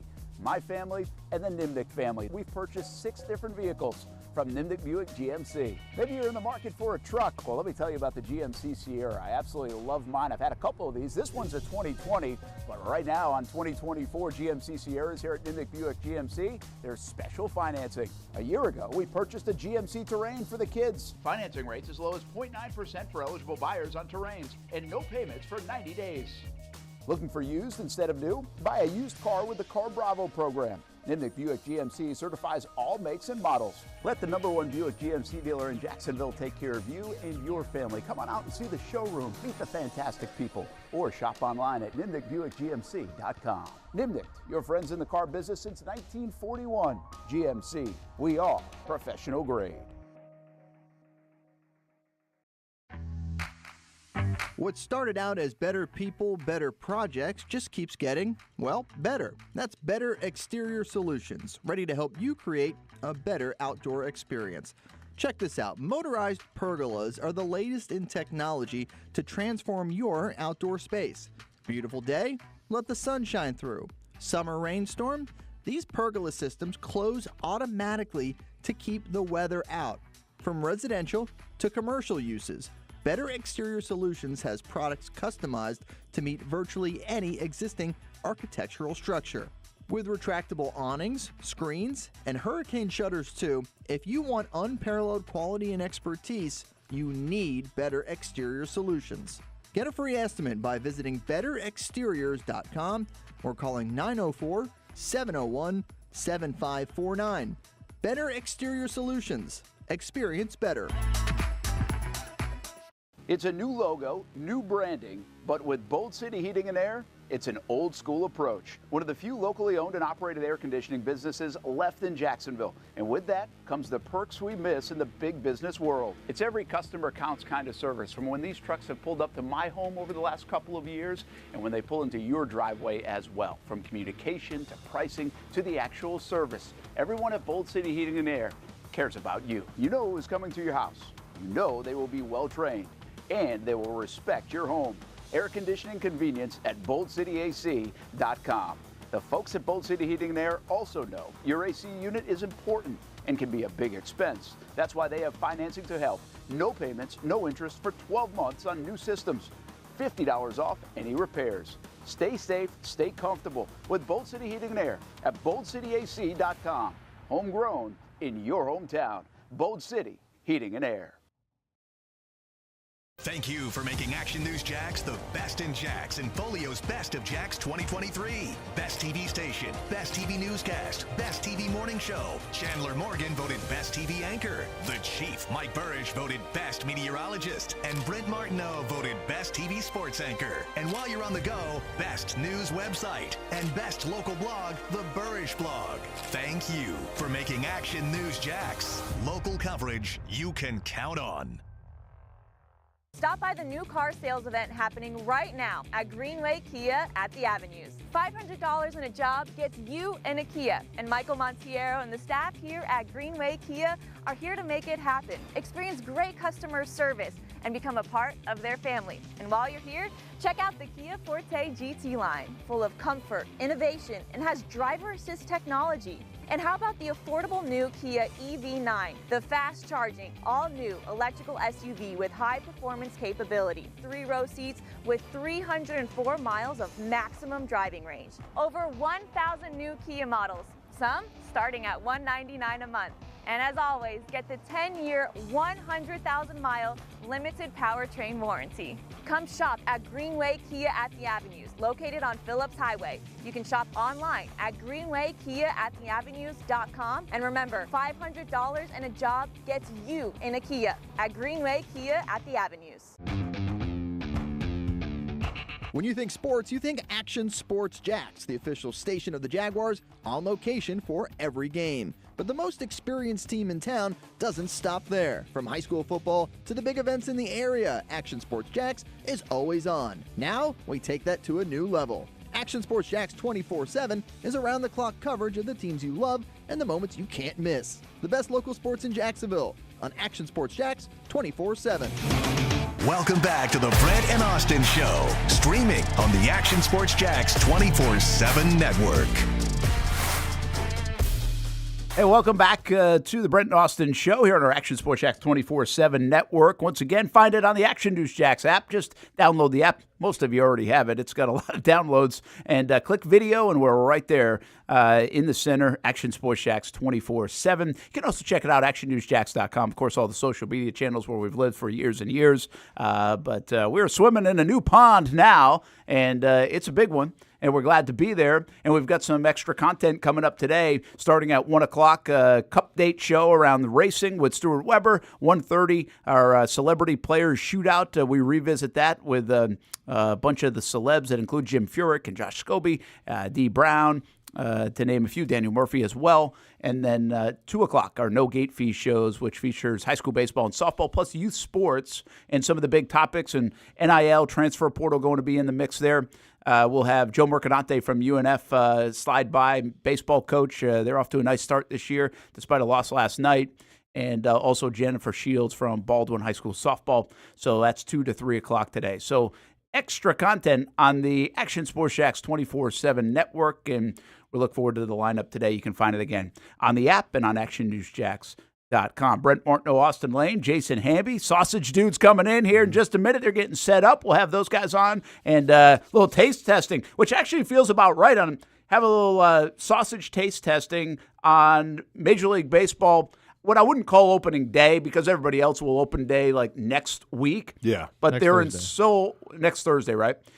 Seoul, South Korea, for a couple of games between the Dodgers and the Padres. Padres actually were up 2-1, and then Dodgers put up a big spot in the 8th inning today. But it was kind of nice to turn on baseball this morning, eating breakfast, drinking coffee.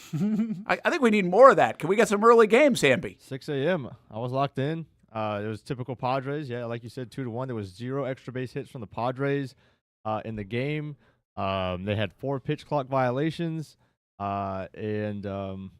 A ball goes through Jake Cronenworth's glove at first base to spur the rally in the 8th inning, and the Padres blow it. 6 in the morning to you, though, is like 4 in the afternoon to everybody else, right? Well, I've been, I've recently switched my sleep schedule around, so a little it was bit pretty much right when I woke up. You probably never know what time of day it is. Where are they playing again? Seoul, South Korea. South Korea, okay. Yeah, so, I mean, where did they start last year? Were they in Japan last year? I thought it was the London.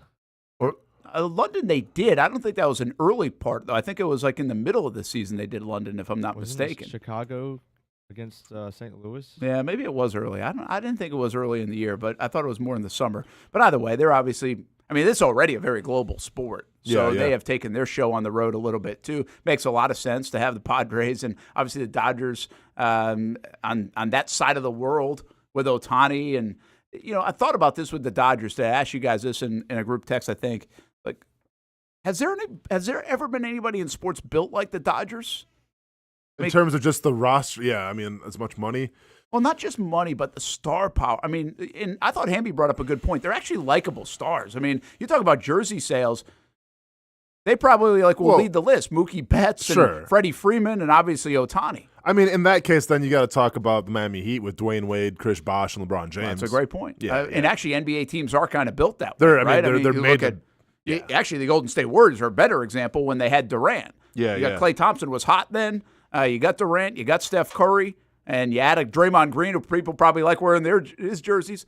I say that like the Dodgers are built like a team that nobody's ever been built like. Remember, the Boston Celtics in the 60s won like 11 out of whatever NBA championships with Bill Russell. For sure. And they didn't have just Bill Russell, by the way.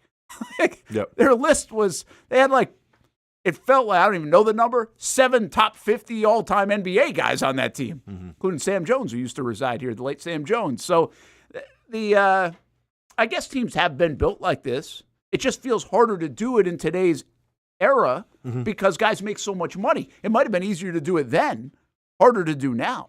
Yeah, I'm trying to get any other, NBA, you see it a lot. In the NFL, salary cap comes into play. It's hard to think of a super team on an NFL roster. Well, I do think it felt like they were cheating a little bit when they had Tyreek Hill, Kelsey, and Mahomes. Yeah. And Reed. It might just been like the idea that now here the Patriots, when they didn't win the Super Bowl, when they added Randy Moss. Yeah, that wasn't fair. That wasn't fair. Right? Yeah, because especially Moss took a big time discount to go to New England. So, like, there are examples of that. Honestly, like the Miami Dolphins started to be built like this a little bit. They had so many stars, even on the defensive side of the ball. I think they were better in name than they were in game overall because they were paying a lot of guys on that defensive side of the ball when they brought Jalen over and other guys that were going to get paid or had been paid. But I think some of the guys that had been paid weren't as good. It was the other Byron Jones or whatever, and Howard obviously never really lived up to that contract at all in Miami.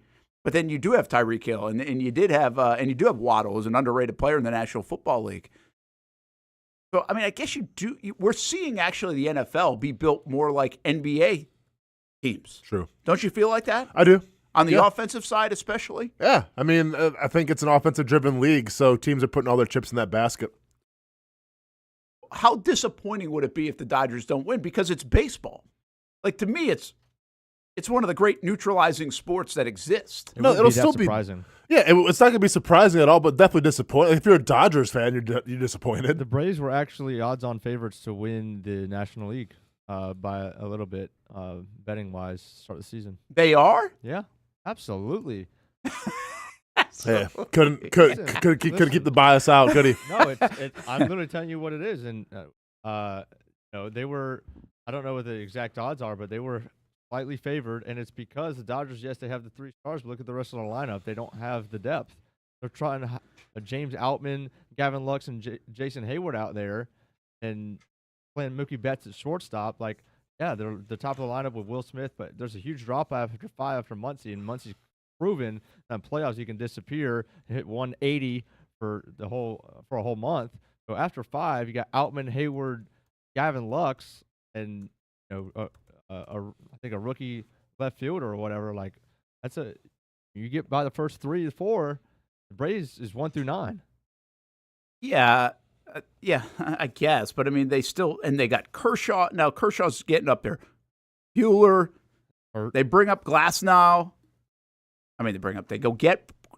Their arms, and the Braves have arms too, by the way. So, yeah, I get what you're saying. I mean, there is a little bit on the Dodgers. Like, are they running these guys out there and still trying to get anything left out of the Haywards? I mean, I'm looking at their roster right now. They still have Joe Kelly in their pen.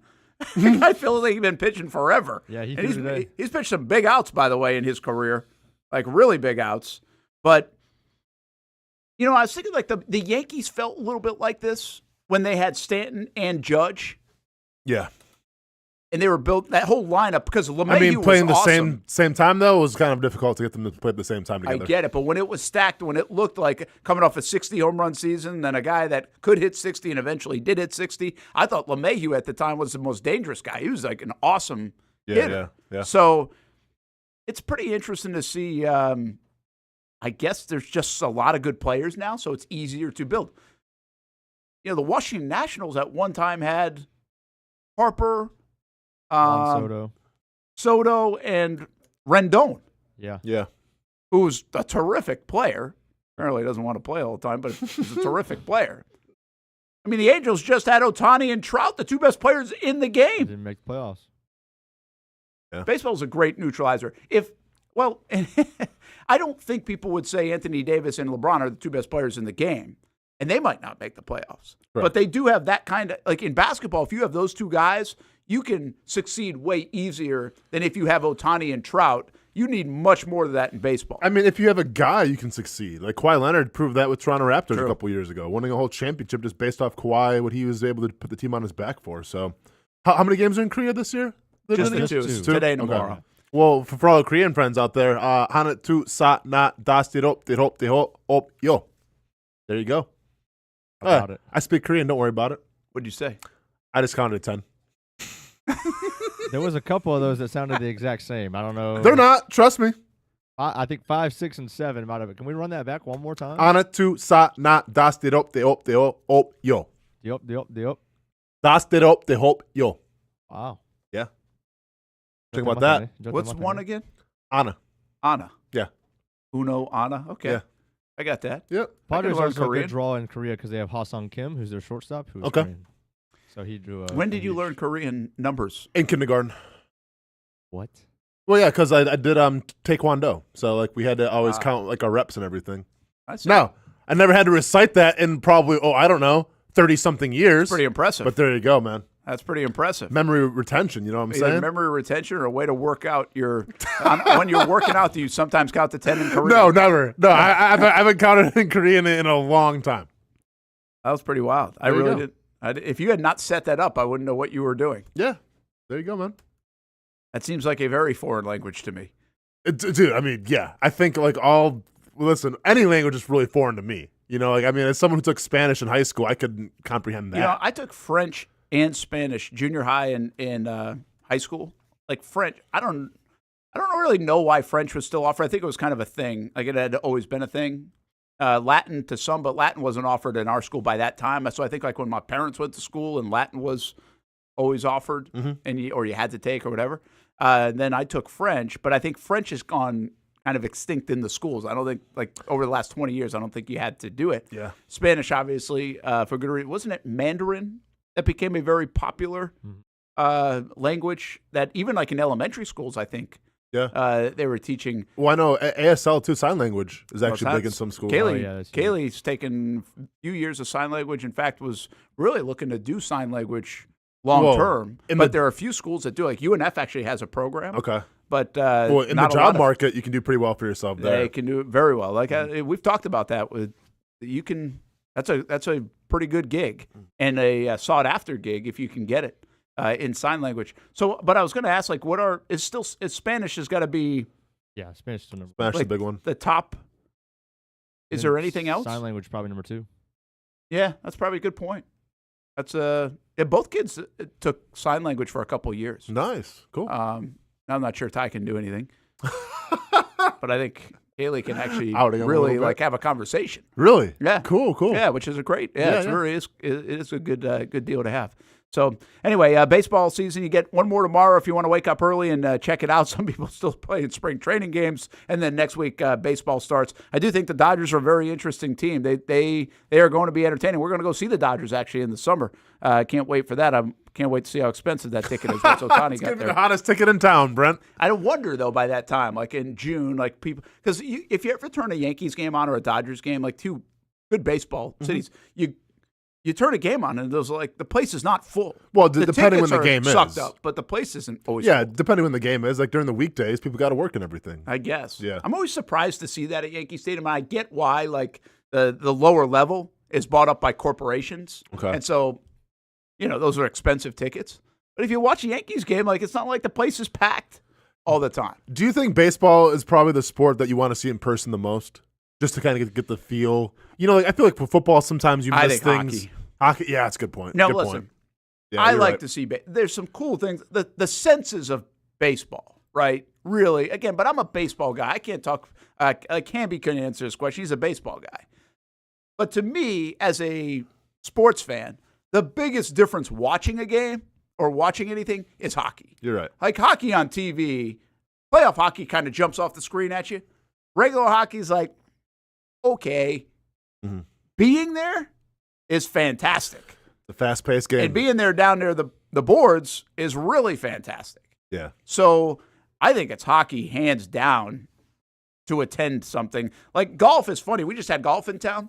We were talking about going to the Ryder Cup. I'd love to experience the Ryder Cup. It's one of my favorite sporting events. I'd love to go to it. But, do you feel like is the Ryder Cup more the fans can kind of just let loose a little more? Like, well, I think there's a part that's kind of that atmosphere. Okay. But here's the problem with it. There's only like 4 holes being played at a time. And so everybody is all in the same spot. Golf is way better to watch on TV.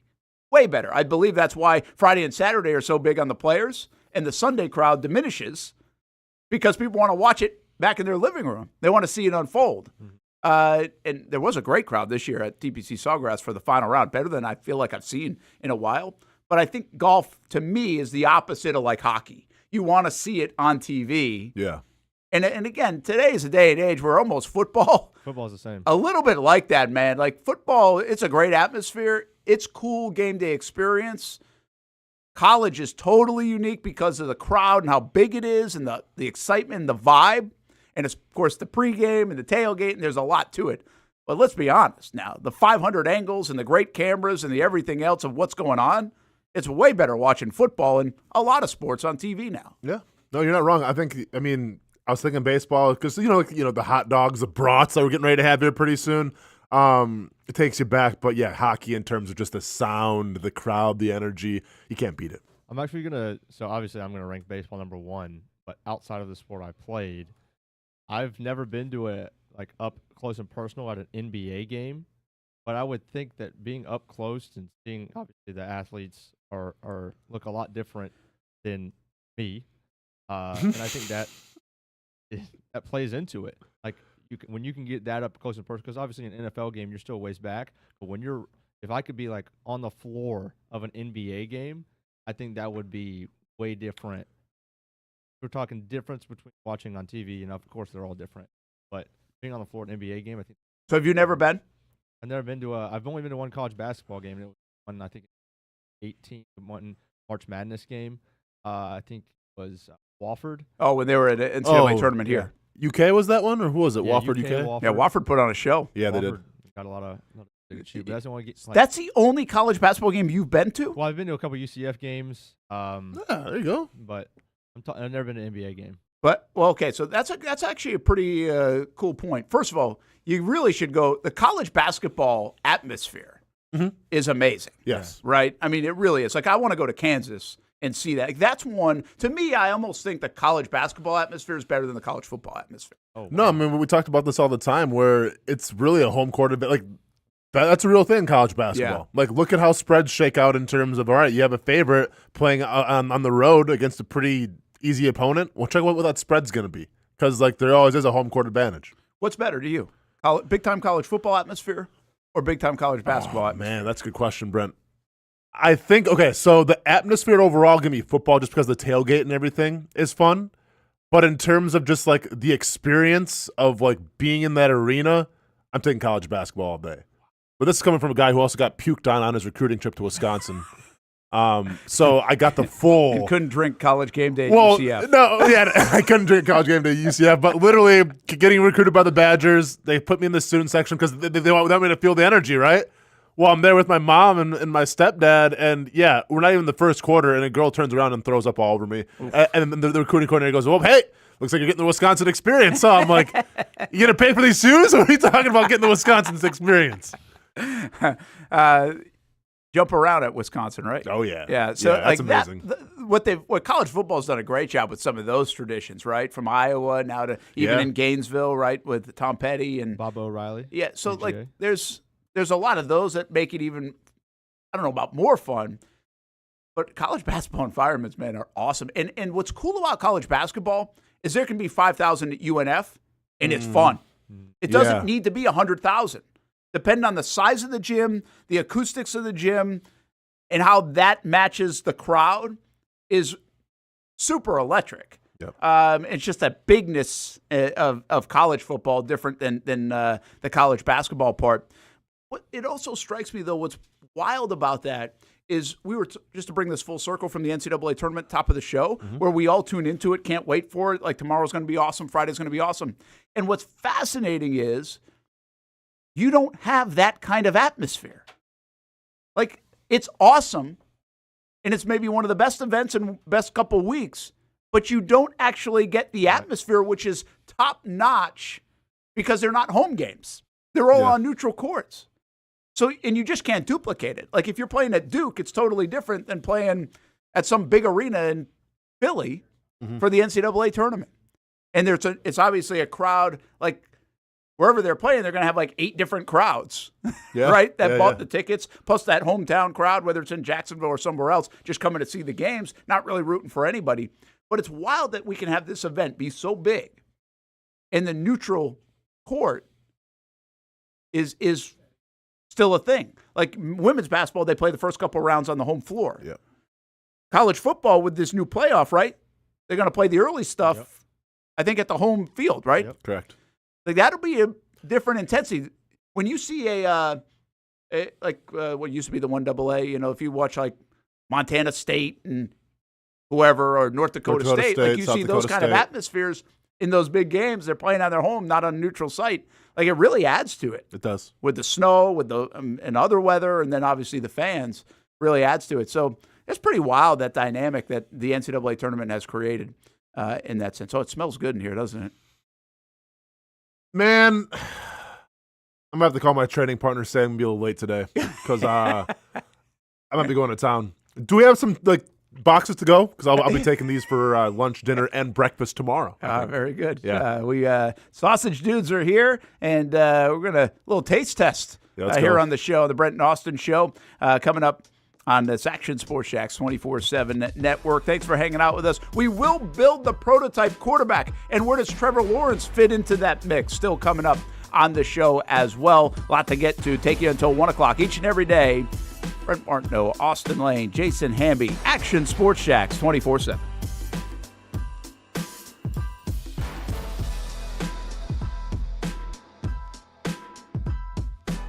Alive Credit Union cares about our community. After all, it was founded by people in our community 70 years ago by a group of Florida Blue employees. And the mission still is to inspire financial wellness and give you a financially fit lifestyle.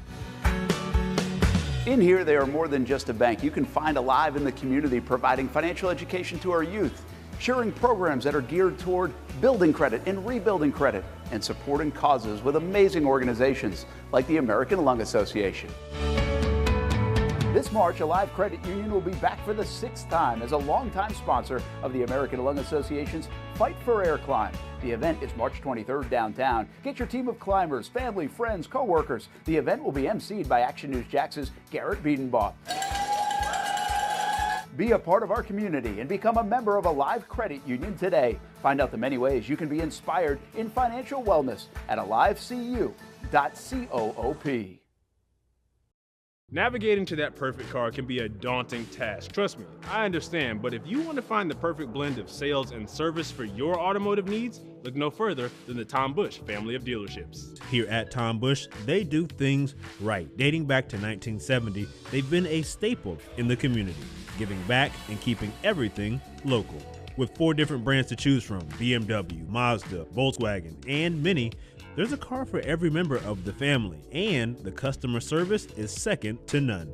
Looking to add an electric vehicle to your fleet? Tom Bush remains at the forefront of new technology with plenty of staff on hand to walk you through the future of driving and help eligible customers file for that EV tax credit. Whether you're looking for your future driver's first car or you want to step up to luxury and arrive in style, the Tom Bush family of dealership is the only stop that you need to make. Stop by the showroom or check out the inventory at tombush.com. Go where all the pros go. Jacksonville Orthopedic Institute takes care of athletes at the highest level, like the Jacksonville Jaguars players. They will take care of you, too. Our team covers a lot of teams here in Jacksonville: FSCJ, JU, the Axemen, the Jumbo Shrimp, the Sharks, and, of course, the Jacksonville Jaguars. JOI covers all those teams as well. And then there's youth sports. My kids play baseball and softball. And whenever we have an injury question, the first call is to JOI. Jacksonville Orthopedic Institute has been serving Jacksonville for 30 years. And they have over 30 specially trained physicians and assistants at 5 locations in the area. If your injury is specific to an area of the body, JOI has a specialist. They also are leaders in robotic surgery, joint replacement, and sports medicine. JOI Rehab has 13 locations and 90 therapists to get you better.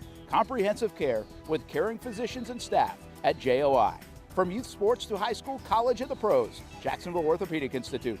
JOI. Go where all the pros go. Get outside. Yeah. Make friends. Learn life lessons with the First Tee. Golf is kind of like life in a way. You can take some stuff you learn on the course and take that and use it in every single day life. Donate to First Tee's Play Day campaign and everybody wins. For every $10 you've donated, you're entered to win a free round with a buddy. At the stadium course, home of the players, with this guy, Len Matisse. Scan the code on your screen or visit actionnewsjax.com to learn more. I'm Action News Jax First Alert meteorologist Garrett Beaton. While the sun is up and it's going to be a beautiful day. Sometimes you just need a day to yourself.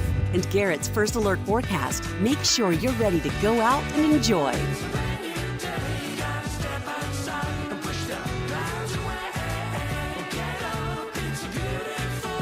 Garrett and the Action News Jax This Morning team, helping you start your morning right.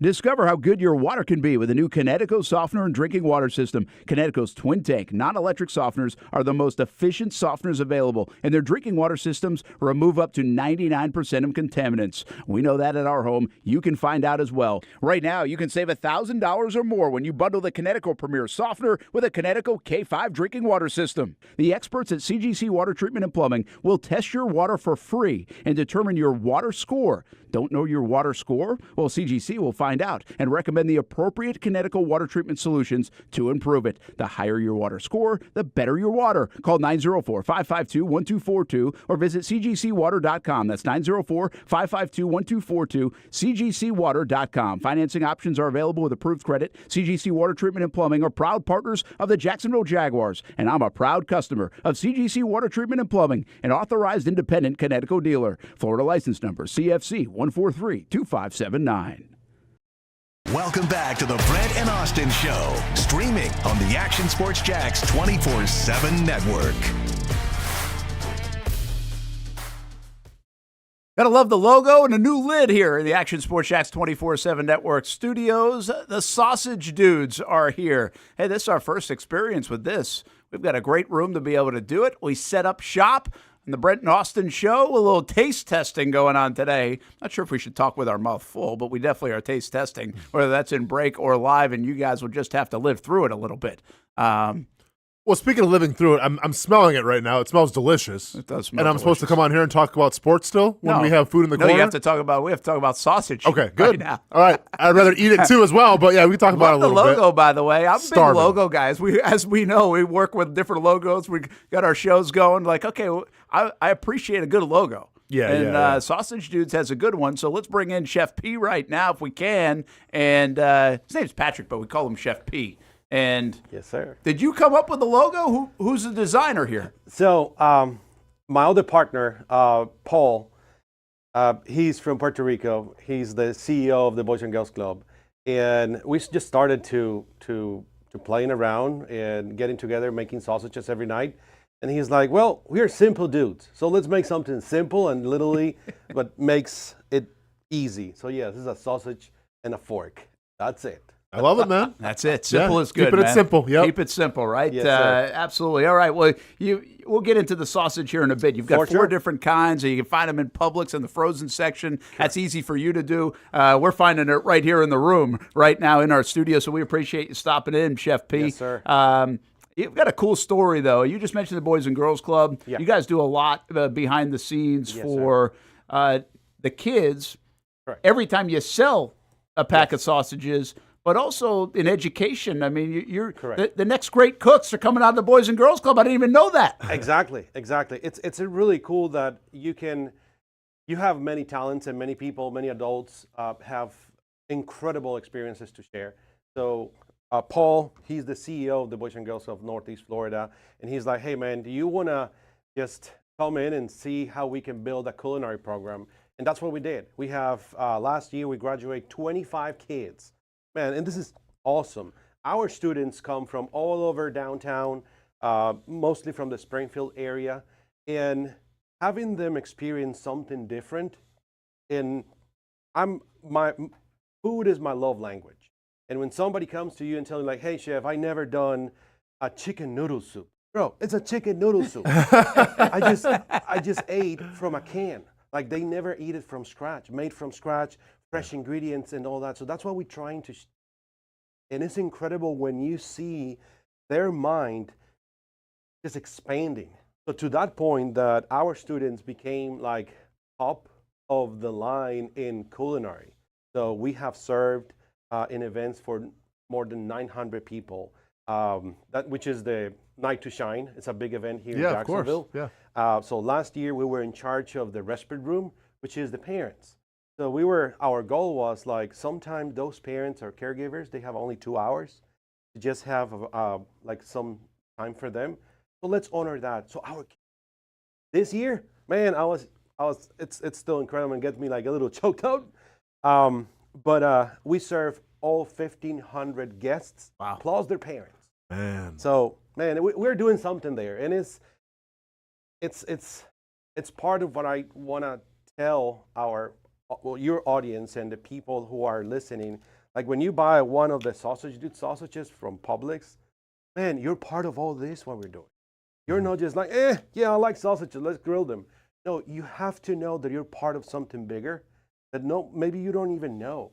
But we are making that behind the scenes, sure, but building a new future, a bright future, man. Well, and as someone who's worked with the Boys and Girls Club when I played for the Jaguars, and did some stuff with them, I mean, they're a staple in any big city, Yes. And especially after school programs and things like that, that they do a lot to help keep kids, number one, off the streets and also safe, and just, offer them different avenues in terms of what they want to do. And cooking, I think, is a great example. Chef P, you talk about these sausages. I mean, are these like family recipes? Was there trial and error in terms of like the flavors of how to dial all the flavors in? Or like what went in the whole process of coming up with some of these flavors here? So this is a family business. Okay. So I was born in Poland. Maybe I don't look like Polish, but anyway, my dad is from Costa Rica, so we have mixed fusion there of flavors. I like it. So my whole life, I think, since I was a little, I have this picture of seeing my grandpa, my great-grandpa, just making sausages in the barn. And these recipes, for example, the Polish is 85 years old. The Hungarian has a little funny story for all the people. Like my great-grandpa, he was stationed in World War II in Hungary. And he learned two things: how to drink good vodka and that recipe. So we have to make that Hungarian recipe. Yeah. The Italian has just been so close to our family. And honestly, like the beer bread, when I moved here with my wife and our two boys, my only way to fit in the South, it was to make something that actually you can speak redneck, right? Yeah. So, I tried to do that, right? Yeah. So actually our pastor called me, "You're the Polish redneck and just go crazy." I was like, "Yes, sir, I can do that." So I create this one. This is the only one that I based on the learning of how you can mix different cuts of meat. Yeah. Let's put a good beer on it, and then jalapeno and real cheese. And man, like one of the funny parts of this that even in the South you can get the joke is that we put mustard seeds. So there is verses in the Bible that you can share good news through a mustard seed. Sure. So we put that there. I like it. Interesting. That's funny. That's a good. Well, now, Chef P, keep in mind that might be a Southern thing, but in Wisconsin they're gonna love you too. I mean, beer and cheese. Yes, come sir. on, man. All day, that's baby. it. You're All day. speaking my love languages now, so I like it. I was asking yesterday, I was like, okay, what's the most popular one? And they're pretty close all together, but that bratwurst is a popular thing, especially for folks that listen to our show and tailgate all the time and love to cook. And so many people love to cook, grill out around here. Of course, it's an easy thing to do the whole calendar year. Chef P's cool story too. I mean, you're talking a lot about the mission that you guys have and the Boys and Girls Club and things, but how much of that is rooted in your background? Obviously, growing up in Poland, and I think you told me yesterday that you've been in the States 7 years, right? Yes, sir. I've been here 7 years. I own restaurants in Central America. I had businesses in Poland. And we moved here because of my wife. Yeah, she got a promotion, so I was like, yeah, let's go. Everything new, let's go. Trying to open a restaurant. I became, after all that rush, I became like Mrs. Dollfire, bold and beer, because I was taking our two boys there. And that helped me to discover other things. So I started serving in a church, getting more connected, and that's where I was exposed to missions, international missions. And I really didn't want to go. Like, honestly, many people don't like, oh, I don't want to go. So I was like, I'm going to make sausages, which I know how to make, as an excuse. Nobody's going to buy sausages from this guy that barely speaks English, look like weird. And guess what? I got surprised. 2 weeks, I paid for my spot and one more person, and then from there, my life changed. So it's just like to give back and make that part of mission, so why you can have your talents and give back to others.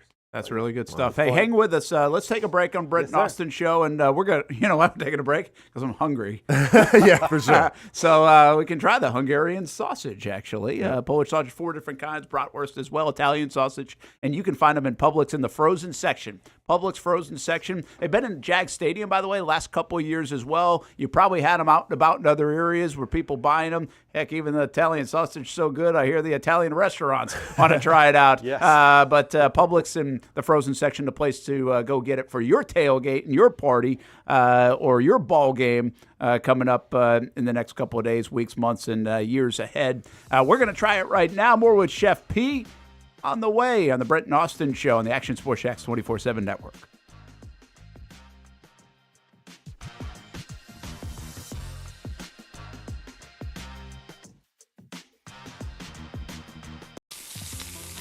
In Northeast Florida, we love hanging out on the back patio, maybe grilling out lunch or dinner with the family, enjoying the good weather, or maybe enjoying the big game on the TV.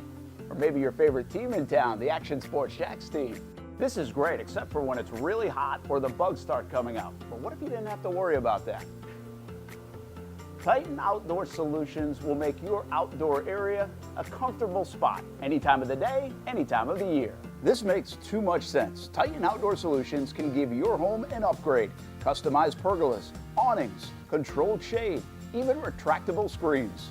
The solution to beating the heat and the bugs and getting more use out of your home is Titan Outdoor Solutions. And this can even help prevent storm damage at your home.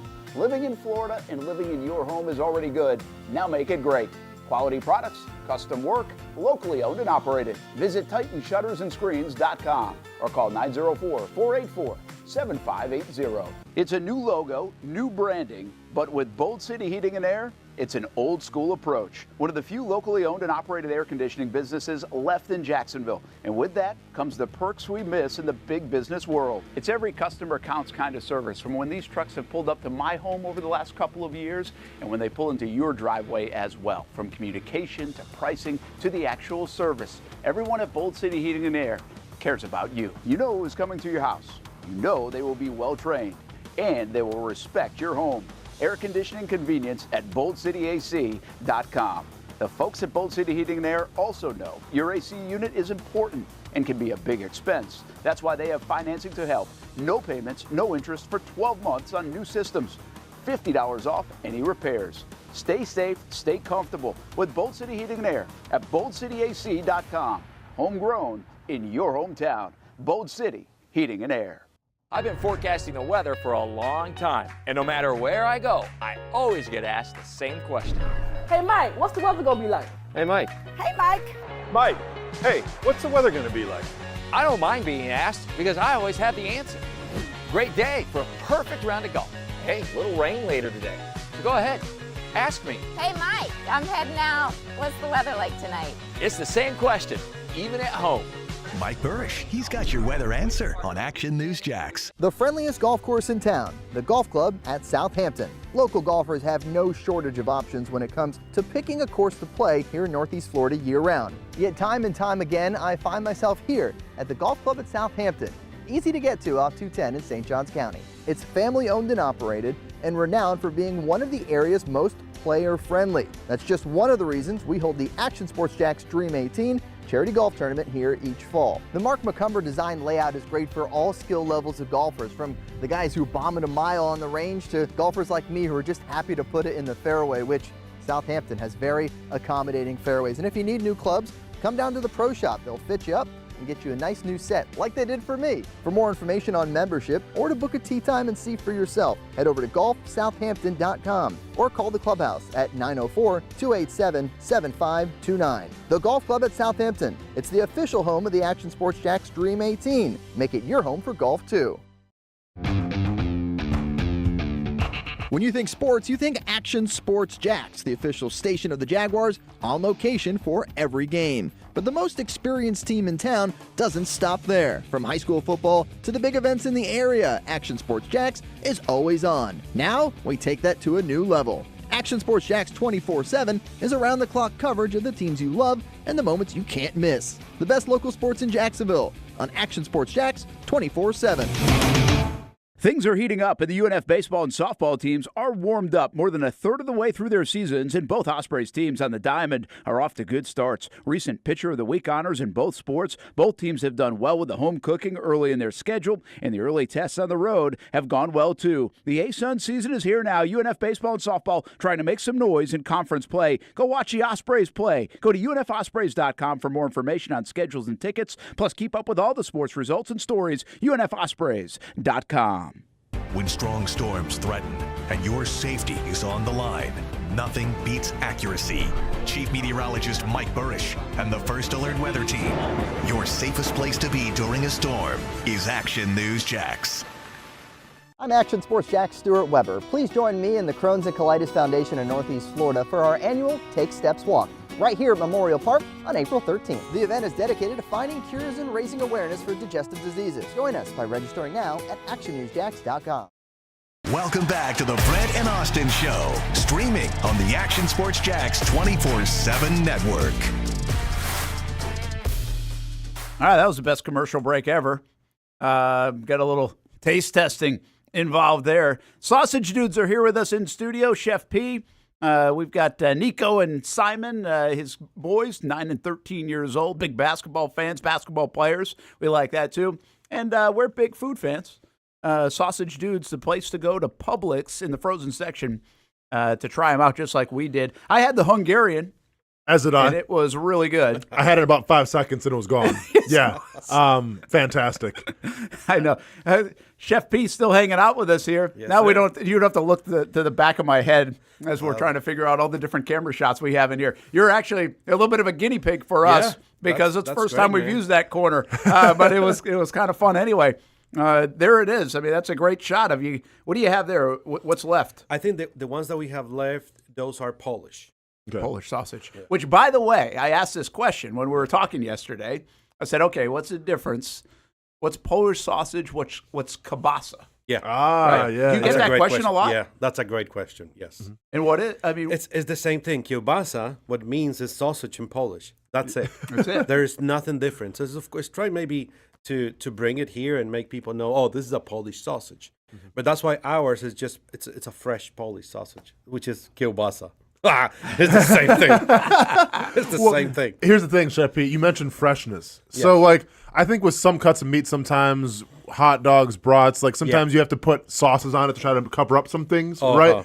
These didn't need it. I didn't put anything on it except like the onions and the peppers that you grilled up here. So, like, obviously all natural ingredients, no fillers, nothing like that. Fillers. You can tell. Yeah, it is like, I probably...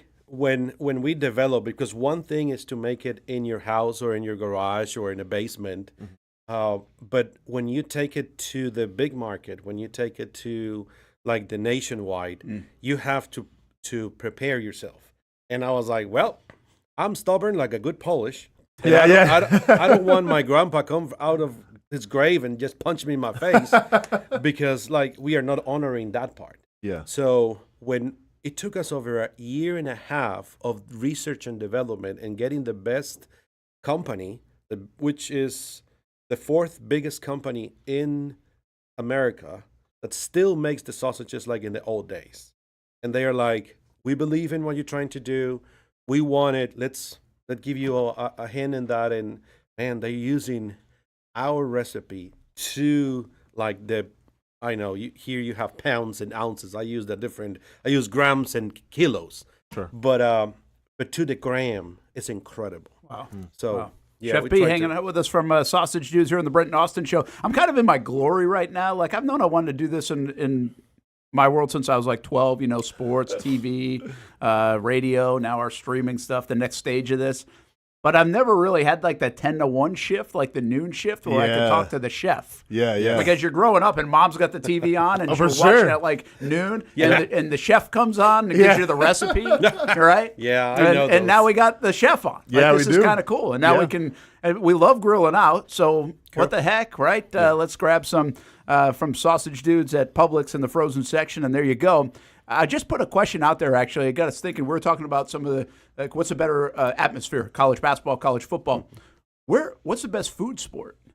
Like, where are you going to consume the best food? Concessions. They've all changed. Yeah. Like, if you take, like, Yankee Stadium, now, I mean, It's like a 5-star restaurant going to Yes. the new Yankee Stadium Sure. sometimes Yeah, in the yeah. concessions. Like you can spend a lot and you can get sushi and things like that. Mm-hmm. But I mean, baseball still comes to mind as Yes. when you're bringing this over today. Like it reminds me of Fenway Park as a kid, man. Oh, Every yeah. time you go to Fenway Park and you go to watch the Red Sox, you gotta go get the sausage with peppers and onions. Yeah. and that's part of the experience as Yeah. much as Sweet Caroline at a Red Sox game. No, I mean, you talk about, like, you know, especially in Wisconsin where sausage is big, their brats are obviously huge. And that was kind of an adjustment coming down to the South a little bit in terms of tailgating, how people, like, you know, it's like shrimp and grits and things like that as well. Like, give me a good bratwurst any day because you can hold it in your hand, you have the beer in the other hand. Like, it's the perfect tailgating food. And once again, like, I've had my fair share of brats, and these are right up there with the best I've ever had. So I'm thank you for being here, man. That's all I'm going to say. It's my pleasure. Yeah. One thing that when I go to a stadium, of course, I have big fans there, like my kids. Yeah. So I try to take them, and I always see what you can get in a stadium, but and also the smells. Of course. So it's incredible. Like when you yeah. walk in, like the French fries or the hot dogs or sausages. Sure. So it's that experience, and that's what sometimes make it like a tradition and comfort, because how many stories have been built, like fathers and sons and mothers and like families together going to an experience like that. Yeah, absolutely. Chef P with us here on Brent and Austin Show. I don't know, Hamby, if you have some pictures or not, but you were telling me about like this trailer you got. How much do you take the show on the road? And I think you said each grill can do 300 Yes, sir.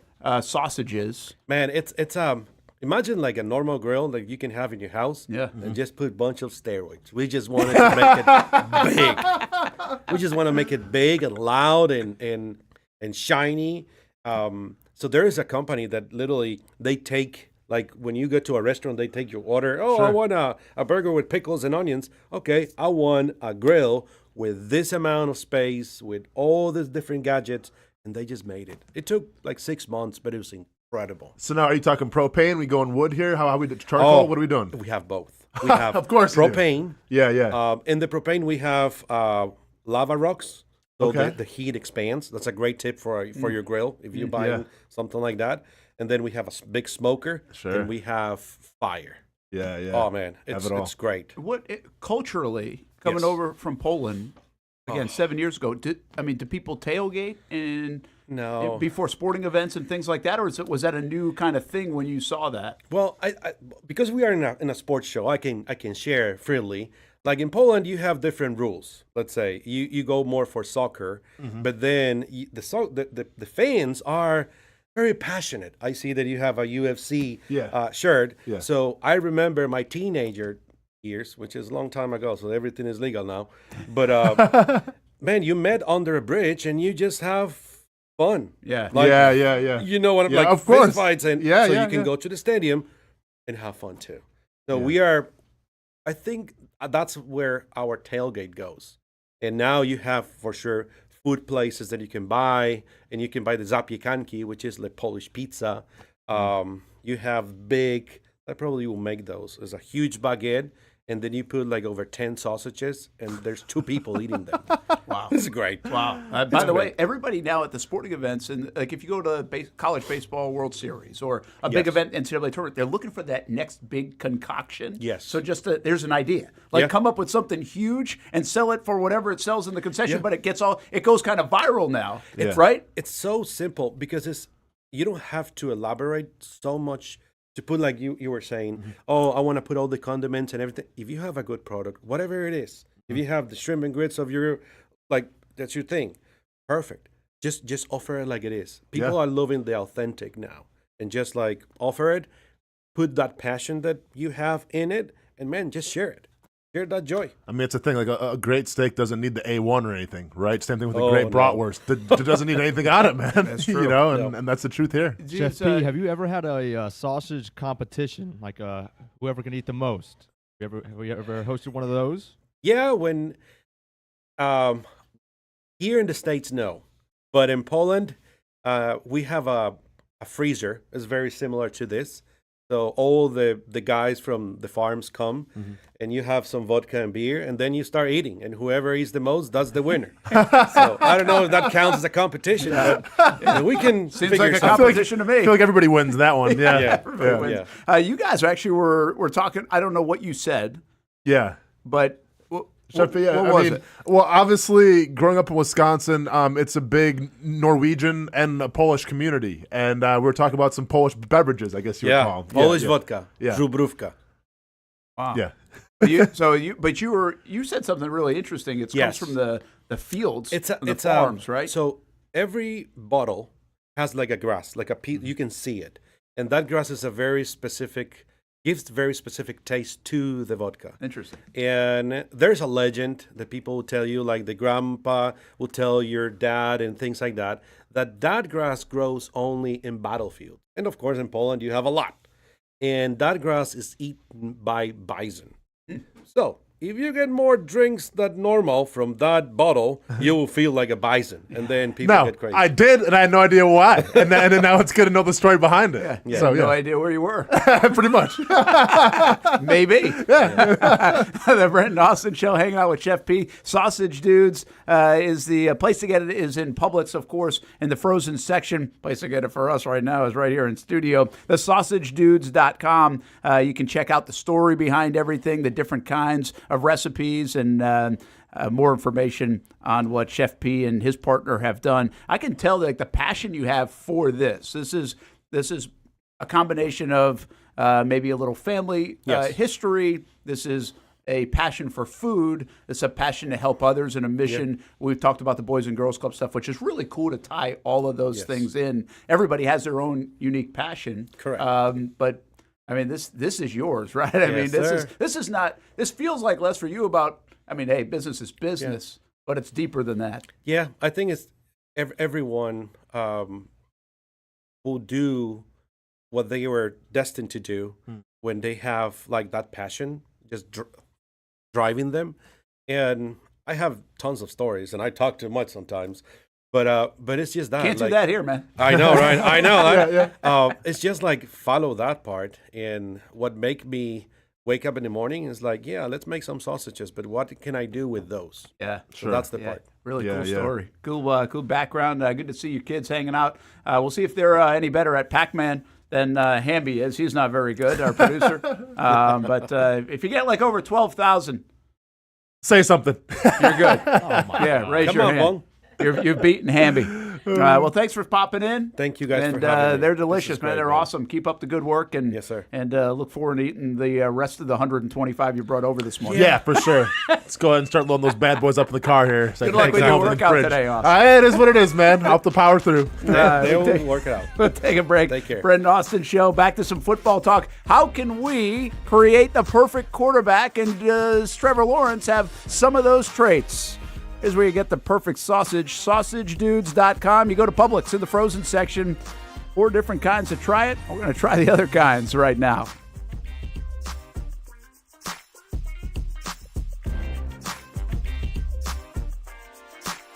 I like to say everybody has a story, and sometimes we're a part of other people's stories. That's the case here at Nimnicht Buick GMC. My family and the Nimnicht family. We've purchased 6 different vehicles from Nimnicht Buick GMC. Maybe you're in the market for a truck. Well, let me tell you about the GMC Sierra. I absolutely love mine. I've had a couple of these. This one's a 2020, but right now on 2024 GMC Sierras here at Nimnicht Buick GMC, there's special financing. A year ago, we purchased a GMC Terrain for the kids. Financing rates as low as 0.9% for eligible buyers on Terrains and no payments for 90 days. Looking for used instead of new? Buy a used car with the Car Bravo program. Nimnicht Buick GMC certifies all makes and models. Let the #1 Buick GMC dealer in Jacksonville take care of you and your family. Come on out and see the showroom, meet the fantastic people, or shop online at NimnichtBuickGMC.com. Nimnicht, your friends in the car business since 1941. GMC, we are professional grade. What started out as better people, better projects just keeps getting, well, better. That's Better Exterior Solutions, ready to help you create a better outdoor experience. Check this out. Motorized pergolas are the latest in technology to transform your outdoor space. Beautiful day? Let the sun shine through. summer rainstorm, these pergola systems close automatically to keep the weather out. From residential to commercial uses, Better Exterior Solutions has products customized to meet virtually any existing architectural structure. With retractable awnings, screens, and hurricane shutters too, if you want unparalleled quality and expertise, you need Better Exterior Solutions. Get a free estimate by visiting betterexteriors.com or calling 904-701-7549. Better Exterior Solutions. Experience better. It's a new logo, new branding, but with Bold City Heating and Air, it's an old school approach. One of the few locally owned and operated air conditioning businesses left in Jacksonville. And with that comes the perks we miss in the big business world. It's every customer counts kind of service, from when these trucks have pulled up to my home over the last couple of years and when they pull into your driveway as well. From communication to pricing to the actual service, everyone at Bold City Heating and Air cares about you. You know who's coming to your house. You know they will be well trained, and they will respect your home. Air conditioning convenience at boldcityac.com.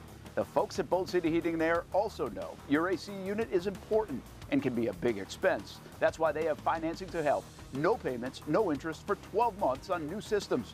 $50 off any repairs. Stay safe, stay comfortable with Bold City Heating and Air at boldcityac.com.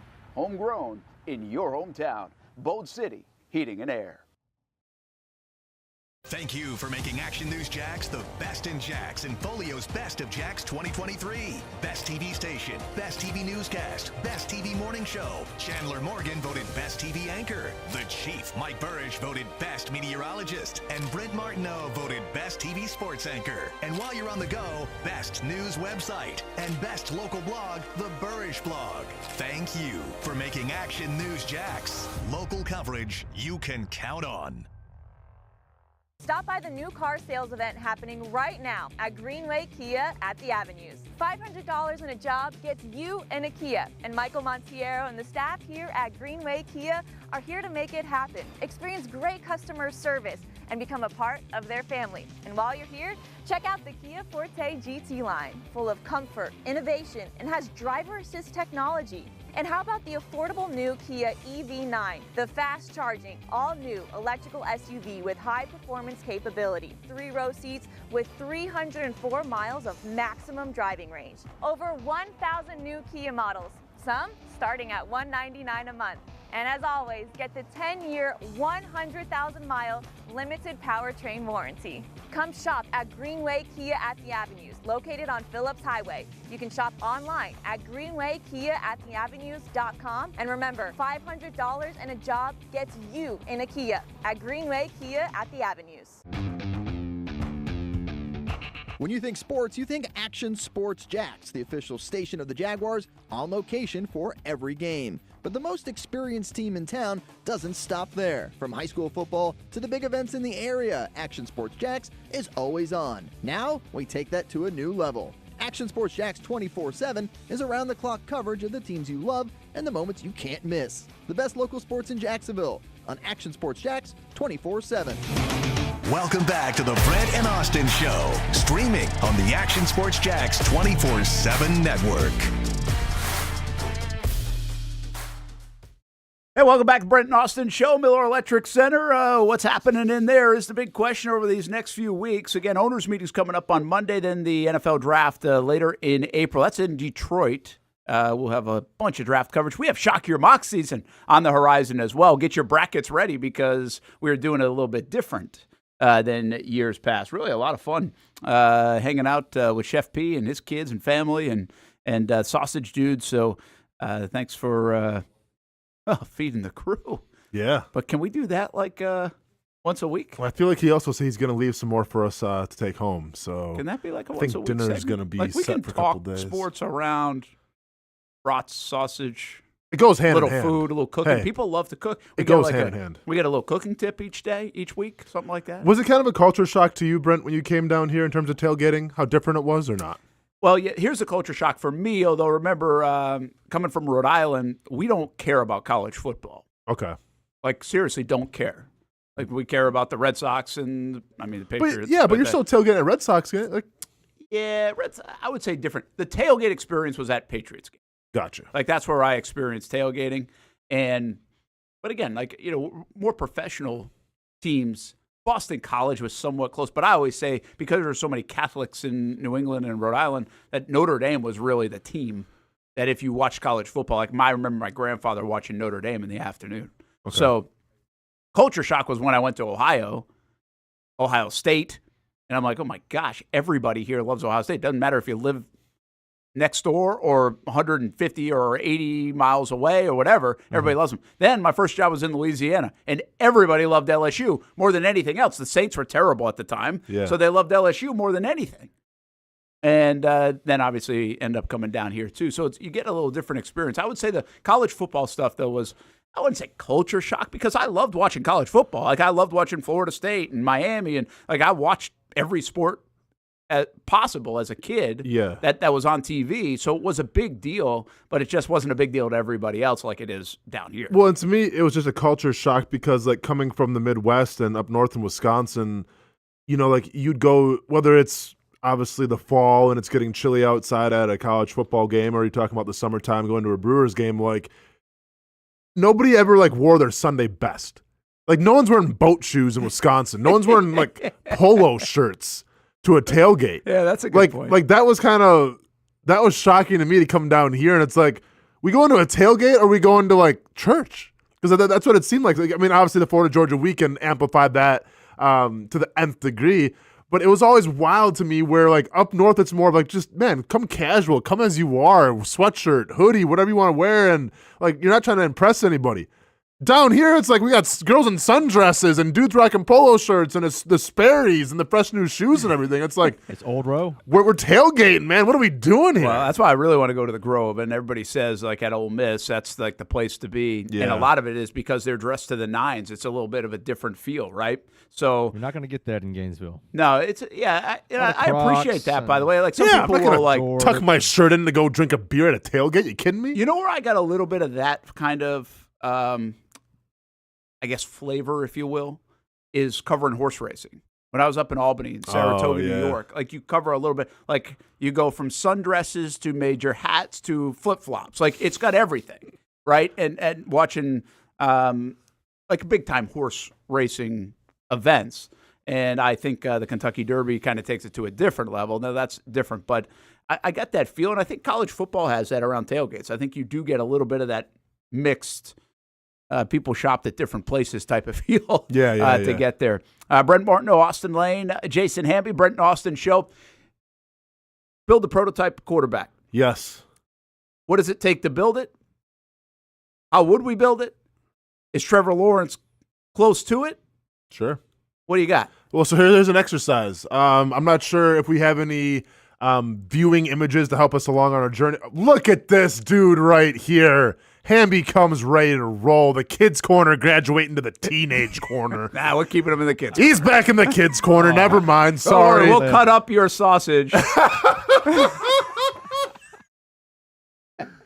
No ice cream till you finish your sausage. Anyways, they asked Drake May this, and Drake May essentially, they asked him a couple attributes, and Drake May built the quarterback, Brent, and you can see who he named here in terms of some of the guys. So with that being said, some of them could be a couple head scratchers, right? A couple of them could be a couple head scratchers. One of them is. Rushing ability. I mean, Josh Allen's fast. I feel like there's been some more athletic, better rushers in the NFL. Well, it doesn't mean you have to be the best one then. Well, you're saying he runs that style. Okay. Can Drake May run over people? No, because that's what they're saying about Josh Allen. No, for sure. But this isn't Drake May, what he brings to the table. This is Drake May building a quarterback based off of anybody. Oh, my bad. Yeah. No, this isn't who Drake May is comparing himself to. Oh, okay. He doesn't, he's 22 years old and hasn't Googled very recently. Yeah, no, exactly. So they essentially told Drake May, hey, out of anybody that you know, build the quarterback that you like. All right, so that's what we're going to do right now, Brent. So, can kind of take like the draft a little bit. Like I'll let you go first with arm strength, and then I'll follow, and then I'll go first with accuracy, and then you follow. And we can go from there. All right, arm strength is a lot to go here. I mean, to be honest with you, Josh Allen could fit that bill. Aaron Rodgers. Do you want to go current or overall? I think of all time, man. Let's go all time, okay. Brent. That becomes a little bit more tricky, but my first guy that comes to mind when I think of arm strength is Matthew Stafford. Okay, atta boy. Okay, a Georgia boy. There you go. I mean, I'm taking Brett Favre just because from my childhood, hearing the stories about how he supposedly broke like 4 of Robert Brooks's fingers one year in training camp and everything. So I agree with Drake May here. Go ahead and give me Brett Favre. Now, accuracy. Otherwise, just a couple other guys that could fit in that mold. I mean, I think there are a lot. Like today, you got the Josh Allen's. Guys can really throw the football now, right? People today be like Joe Milton. Yeah, I mean, you could even have those kind of guys. I mean, Jamarcus Russell could really throw the football, right, from an arm strength standpoint, I believe. But I would even say, I think another guy that would be high on this list from an older school day is John Elway. Sure. Right? So yeah, but Brett Favre's a great one, too. I just think Matthew Stafford would think arm strength. All right, accuracy. So, Drew Brees is a great one. Okay, for accuracy, I'm going to select Peyton Manning. Yeah, it's funny how you say that. Like, here's how I view Peyton. Okay. And it probably does fit. You can tell me if it does, and maybe I'm just marrying the two together. See, I think timing when I think Peyton. I don't think he had unbelievable arm strength. But and the reason why I say that is I feel like he threw that ball by the linebacker's ear right before he turned better than anybody in the history of the game to hit like Marcus Pollard, who works for the Jags, or you name your tight end. That was the other big tight end for the Colts during that time. Clark. Yeah. You know, and it's just like, that's the vision I have of Peyton Manning. If there's one throw, it's like, how did he do that right before the guy was going to turn? And so it was more timing than accuracy, but I guess they both fit. Yeah. I mean, having played against the guy, having watched a lot of film on Peyton Manning, the dude could thread a needle, I felt like. That's fair. But Breeze is high up there. Breeze up there? See, the thing about Breeze to me is I feel Breeze is dump-off guy. Okay. Don't you guys think? When I think of Drew Brees, I think of. I mean, his last year. Last year, what? He wasn't checked down Charlie until his last year. I'm not. I know he was more than that. But when I think of the high percentage plays, like when you got into the 70%, 72%, whatever, I think statistically, Drew Brees is a great answer.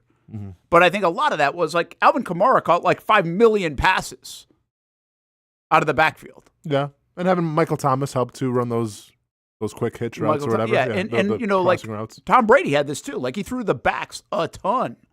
So a lot of completions came to the backs. I'm not knocking him. I don't necessarily think accuracy, Drew Brees. I like your Peyton Manning one. I'll tell you a guy who comes to mind. I'm surprised Hamby didn't say Kirk Cousins. But if you had to build one, though, and Hamby, keep in mind, I didn't mean to disclude you from this too, Hamby. If you want to take part in this. Oh, no, y'all got it. I'm building y'all's list right now. Okay. So, Brent, I need an answer. Yeah, we're really tiptoeing around the accuracy part here. I like Peyton. You're taking Peyton? Because I think timing. We can't have the same guy, Brent. I mean, like, it defeats the purpose, though, man. Right. We're in competition here. I'll say Tom Brady then. Tom Brady accuracy? That's fair. That's really fair. All right. Rushing ability. Next one, Brent, you can lead this off. Rushing ability. I mean, there's 2 guys that come to mind. Sure. 3, really. And I'll probably take the one that you don't take. Well, there's 3 that come to mind when I think of rushing quarterbacks. Randall Cunningham. Sure. Michael Vick. Yep. And Lamar Jackson. Correct. So. Not Daniel Jones? Yeah, Brent. Daniel Jones pretty good runner. I honestly, you gonna die on that hill? I was looking at this and I was like, bruh, if Brent takes Daniel Jones and Austin takes Kyler Murray, I'm throwing this. Oh, no. Trust me, Kyle's not in this conversation. I think actually, I understand the culture phenom, the pop culture phenom Vic was. Yeah. I actually think, please don't cancel me. I actually think that Lamar's a more electric runner. So I'll take Lamar Jackson. Okay. I mean, with that being said, then I'll take Mike Vick. Dude, you can't go wrong with either pick. Yeah. Michael Vick or Lamar Jackson. A nod to Cunningham isn't bad either. By the way. Cunningham. See, it's just to me, it's held more the recency mantle bias. for a while. Yeah, it's recency bias for me. Go ahead and give me Mike Vick though for rushing ability. Toughness. By the way, Mike Vick also had great arm strength. Correct. Yeah, you could go that with that as well. Tom Brady, like, what is this? Yeah, I don't know. This is Drake May. You know, this is why he's falling down draft boards. I'm kidding. Toughness can go a lot of ways with this. Just from, I remember him having a lot of injuries and always getting back up. Stafford. No. Sorry, man. Are you kidding me? I do remember that. Great clips about Stafford. But I'm taking Diamond McNabb from Toughness. That's a good one. Yeah. I'll tell you what, now, I think Josh Allen fits this mold, toughness. True. I mean, he's a guy you don't want to really mess with. True. Right now. I think Cam Newton could fit this. Mm-hmm. The superhuman physique of Cam Newton playing the quarterback position. Well, and we But saw him body 3 guys at a football camp too as well, and didn't even bat an eye about it, wearing a ridiculous hat. I'll throw it back to Elway for this one, though, because in my mind, I see Elway limping. I see him like knee braces. Yeah, it's kind of how he walked, though. But okay, I see him helicopter into the end zone, right? That's true. In the Super Bowl, like that's just in my mind. Like I have all these images of Elway from that toughness factor. Listen, you got to be really tough to play the quarterback position, and I don't think they get credit for it.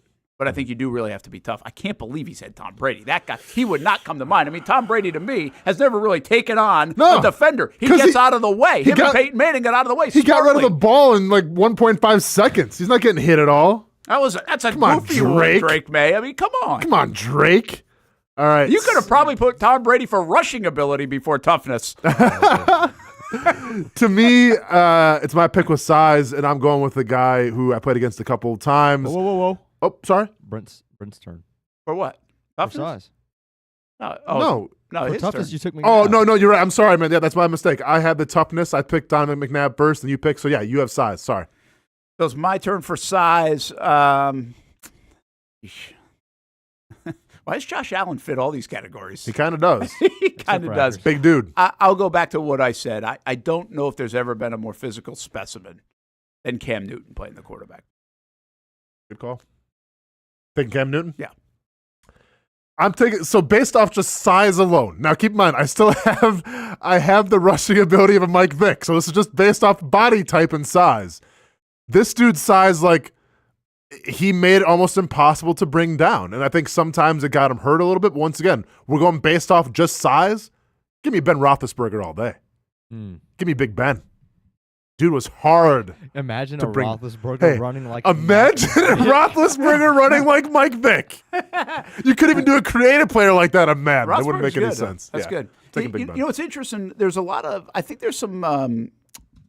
You can read up on this. That if you're like over 6'6", like a 6'7" guy or somebody like that, I think Scott Mitchell was that. I don't know how tall was Ryan Leaf, by the way. He felt like he was really tall. I don't know if he's that tall, but I think it's a funny deal with quarterbacking now that we've allowed the short quarterback to play in the NFL, right? Yeah, Because we didn't.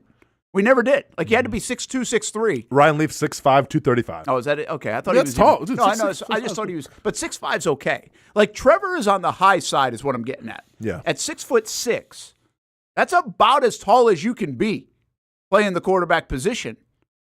But a lot of guys are 6'5". Many of them fit the 6'4" mold. A lot more fit the 6'3" mold. And now more than ever before, you can be even lower than that because of mobility and other things. But again, it wasn't until really Russell Wilson. I mean, Doug Flutie was this crazy outlier because of his size. They didn't want anybody. They'd go to the combine, they'd see your height, and height. Now it's hands, right? Yep. It's like, okay, if you have small hands, Kenny Pickett, you can't play. But it was if you're 6'1.5", we don't like you. We don't want you. And there's still an element of that, but it's certainly more allowed now than ever before. For leadership, I mean, there's one guy that comes to mind for me. It's the guy that's won the most Super Bowls. Give me Tom Brady. Yeah, it's pretty good, isn't it? Yeah. He does come to mind to me, too. Like, I'm a little disappointed in myself that I didn't get. Maybe I should have gone for arm strength here with, like, Dan Marino. I mean, he's my favorite quarterback of all time. Yeah. But,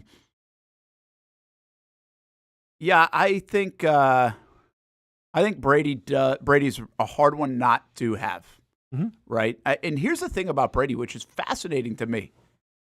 All the hype around him, the focus on him, the greatness, the climb, the Patriots organization, and if you read things about him, it's unbelievable. Great teammate. Like, have you ever heard a teammate say he doesn't like playing with Brady? Can't say I have. So he did some things, and you read some things like that Brady helped put the spotlight on other guys or detract. And I think that was what the magic of the Patriots was, right? Belichick would yell at Brady more than even another guy so he could be the example of that. So I think I think along those lines, it's hard to ignore. Now, listen, Peyton Manning, it's hard to be a great quarterback and not be a great leader. Brent, I'm making you go somewhere else because you already took Brady for accuracy. Yep.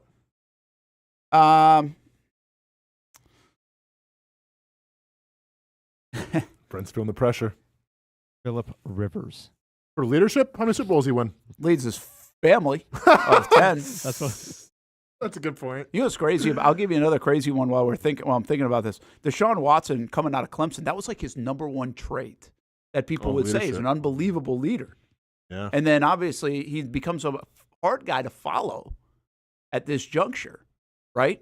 Which I just think that irony is pretty wild. Mm-hmm. I got to believe like an Aikman was up here. I do think Manning is up here too, but I already used him. You didn't use Manning. I thought did I do it for accuracy? Oh no, I couldn't. You didn't. I used. Then I'll go with Manning. You know what I always like about Manning, and I think you could probably get a mixed bag of stories about all these guys. The thing I like about Manning that sticks out to me is he would write like notes to everybody. Yeah, and it always has stuck out to me. Like, and I don't know. I mean, in the organization, out the organization, I think that shows a characteristic too of. It's almost like one of those, I always equate this to military people, and I'm jealous of this skill because I do it poorly. If there's one thing I could pass down to my kids or say, hey, do better than I did at this, it's that remembering people's names. Yeah, and I think like people in the military to me, like I've been around like some high-ranking folks that have talked to groups, and I've been like emceed it or something, and their ability to remember people's names at several times in this has always stuck out to me. I think it's a cool trait to have. Manning strikes me as the guy that if he met me 3 years ago, he would remember my name today. You're not wrong. And I think attention it's a hell to detail. of a gift, right? It's attention to details, all those things. So I'll go with Manning here. I think it's probably a correct one. I was really going to joke around and go with Aaron Rodgers since he might be vice president. All right, here's our final list. Oh, Brent, I think it's all but over for you. I'm sorry. Yeah, Brent, you kind of got toasted on this. Sorry, man. Why did I get toasted? I mean, hey, we'll let Twitter decide. We'll let the. Wow, you did this all while we were going. That's pretty good. That's really impressive, Hamby. The kid's growing up right before our eyes, Brent. Had a little bit of a rough day yesterday. Right, little bit of a rough day. Why are people going to be mad? Why are people going to hate my stuff? No, I'm not. No one's. Hey, hate's a strong word. Nobody said anyone's going to hate your stuff. I think they're going to choose me for toughness and size. Brett McNabb played with a broken ankle for like 4 games. Didn't McNabb? Wasn't there some stories about McNabb not wanting to play like the second half of the Super Bowl? I don't. Probably because he was hopped up. Yeah, he's tough. Trust me. I mean, I don't know, Brent. I think I got you. All right. We'll see. So let's stay on this for a second and add one more thing. Trevor. Yes. So you pick your quarterback for your team. Obviously, around here, it's Trevor. Arm strength. Very good, right? Sure. Yeah. Accuracy. Much better this year. Yes, he's improved on that. Rushing ability is never going to be these guys. No, but like to me, rushing ability nowadays, because once again, you don't want Trevor rushing 20 times a game and showing that off. To me, rushing ability means that there's a threat that teams have to respect. I mean, we've seen Trevor Lawrence a couple times hold on the ball, pull it from a read option, run for 15, 20 yards. Yeah. So I think he has it. Yeah, he's got the ability for sure. Toughness. Survived Urban Meyer. He survived Urban Meyer survived Meyer. the last 6 weeks of the season. Didn't he showcase something? He had 5 different injuries. Yeah. Don't you think he really did? Like, that's an element we didn't know much. He hadn't even missed much in his whole career. Didn't he showcase a bunch, do you think, to the locker room? People react off that, right? I always thought the best compliment a lot of teammates would give Blake Bortles was his toughness. The bullets that he had to defend like from the outside, but also he played hurt a bunch. Like after 2 of his years here, I think he had like postseason surgery. No, I mean, teams rally behind that. And any quarterback that's I mean, really any player, but obviously talk about the quarterback that's the leader of your team who's willing to put it on the line. Yeah, that motivates you to do the same for him, for sure. Size, obviously, he's got it. He has that. But what's interesting about Trevor is he's not a bulky, physical player. But what he did last year, and I thought this was noticeable. Ironically, he ended up getting hurt last year too. But he added like 8 pounds of muscle, and I thought when you saw Trevor, you noticed it.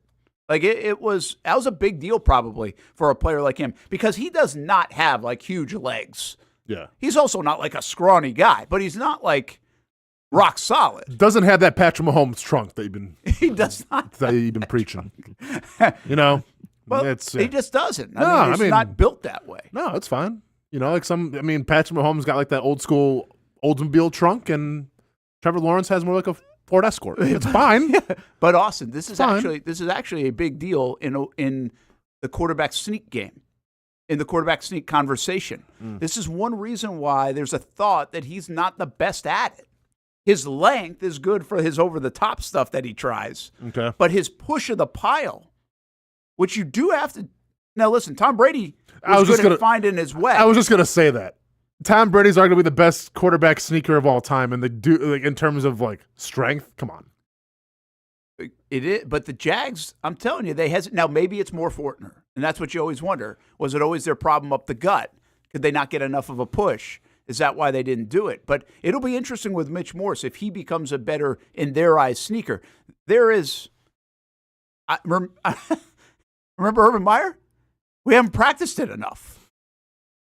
That was historic. Yeah, but even this Jags, I'm telling you, this Jags regime doesn't look at him as a great quarterback sneaker.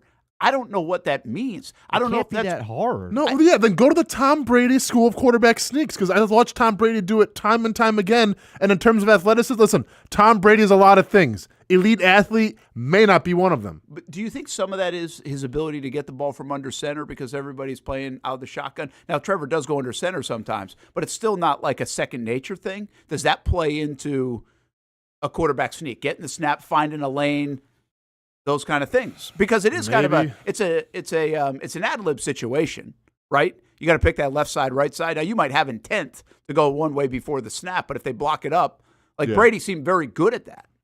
No, he seemed like the best at it. I mean, maybe Brent. I'm I just don't telling know. you. I don't know. That's like a thought down there in his 3 years is that he's not great at it. Well, then get better. I mean, I don't know what to tell you. Practice it more. Urban. Yeah, please. It's ridiculous. Like, number one, he's not a small dude by any means. So you mean you're 6'6", weigh whatever you weigh. You can't lower your shoulder, lower your head, and get a yard? Come on, man. Well, again, that might a lot have to do with what was going on in front of him. No, I mean, Right. and I'm sure it did. But like once again, Philly completely ruined the quarterback sneak for me. All right, because I watch Philly do it every single time. Okay, well, they know something that we don't, and I don't know what it is. But if they can do it every single time, why can't we? Yeah. And lastly, leadership. I think he's fantastic in this part. Yeah. I mean, I think he's everything you need him to be. At 24 years old, he relates, I think, to 30-year-olds and 31. Like, he's had no problem bringing these veteran guys in and relating. I think he knows what it looks like. I think he welcomes being the CEO of this franchise, the face of the franchise. I think that's part of it. Do you knock him a little bit, though, for the Twitter stuff when he got a little in his – I mean, I don't want to say in his feels, but like he mentioned some of the negativity because you wouldn't see Peyton Manning do that. You wouldn't see Tom Brady do that. Yeah, and here's what first of all, let me tell you this. For me, I don't knock him. Okay. Do I understand people bringing that up a little bit? Yeah. Let me relate it to Brady. Okay. First of all, Peyton and Brady are playing in a different time. Like, they're not on social media. We still had Twitter. I know, but they didn't grow up around it. I mean, you're talking about a 24-year-old kid who now grew up around it. Okay. The other thing about this, would you think Brady, if he had played in Tampa all his career, would have maybe done that a time or two? Because he really started to open the social media airwaves, if you will, when he got out of New England. Sure. Okay. So, and I feel like he maybe did do a little bit of that. You think Peyton would have did it? I don't think so. I don't think so. Too So busy with commercials. But yeah, I mean, I don't look at that. Listen, if I'm Doug, if I'm the organization, would I be like, dude, don't worry about it. Fine. But I also don't look at it as that much of a negative. Okay. It didn't bother me. Hamby, did that bother you at all from a leadership standpoint? No, I didn't really care. I don't. What matters to me is the press conferences and everything that I can see on the field and everything like that. And it seems like, obviously, with Urban, we got a decent look of how he handled things, and I think he's at the very, very top of leadership for current NFL quarterbacks. Do you think that's a little get off my lawn? I mean, again, we've talked With about me saying Trevor posting the receipts and everything? Yeah, like anybody, because again, even we say this a bunch, right? We say the game has changed a little bit, and the player has changed. I think the personality has changed. There's a lot that's changed. Okay. So I would say if you're playing for Gabbert at the time, or if you're playing for Stafford, any of those guys, like you'd been surprised if they did it. I just don't think they view it as a negative. Like the locker room's not going to view it as a negative. No, I don't think the locker room views it as a negative at all. I come from the standpoint more of why are you so focused on what people say? Because that's energy that you're just wasting. Like, regardless if he says that it doesn't affect him at all, it affected you enough to put out a tweet about it, to spend energy about putting out a tweet about it. And I think if you're spending energy on that, then that affects you in some sort of capacity. Yeah. So, and once again, this is just one instance. Who knows how many times he looked himself up and been like, oh, he's talking smack about me. Yeah. He's talking smack about me.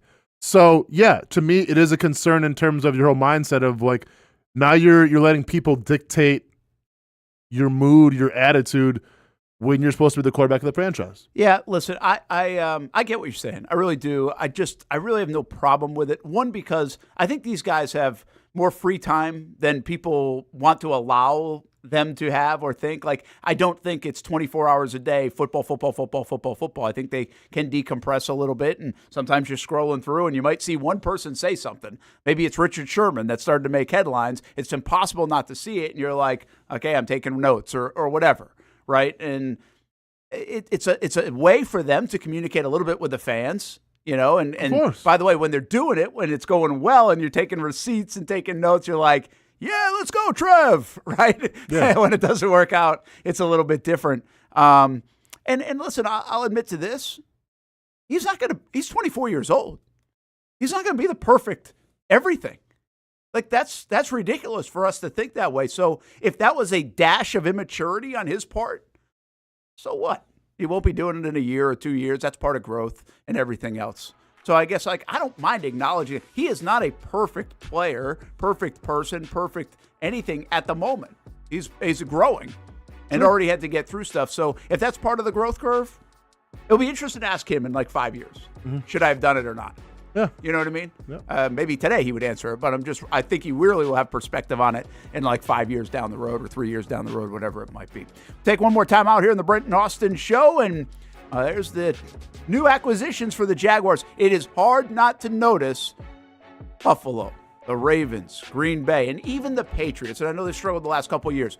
Winning organizations, right? The DNA is there in these guys, and they bring it to Jacksonville. Sorry, Joey Sly.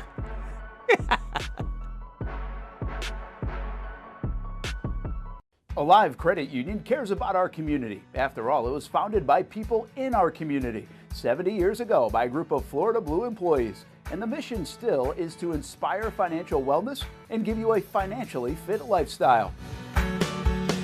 In here, they are more than just a bank. You can find Alive in the community providing financial education to our youth, sharing programs that are geared toward building credit and rebuilding credit, and supporting causes with amazing organizations like the American Lung Association.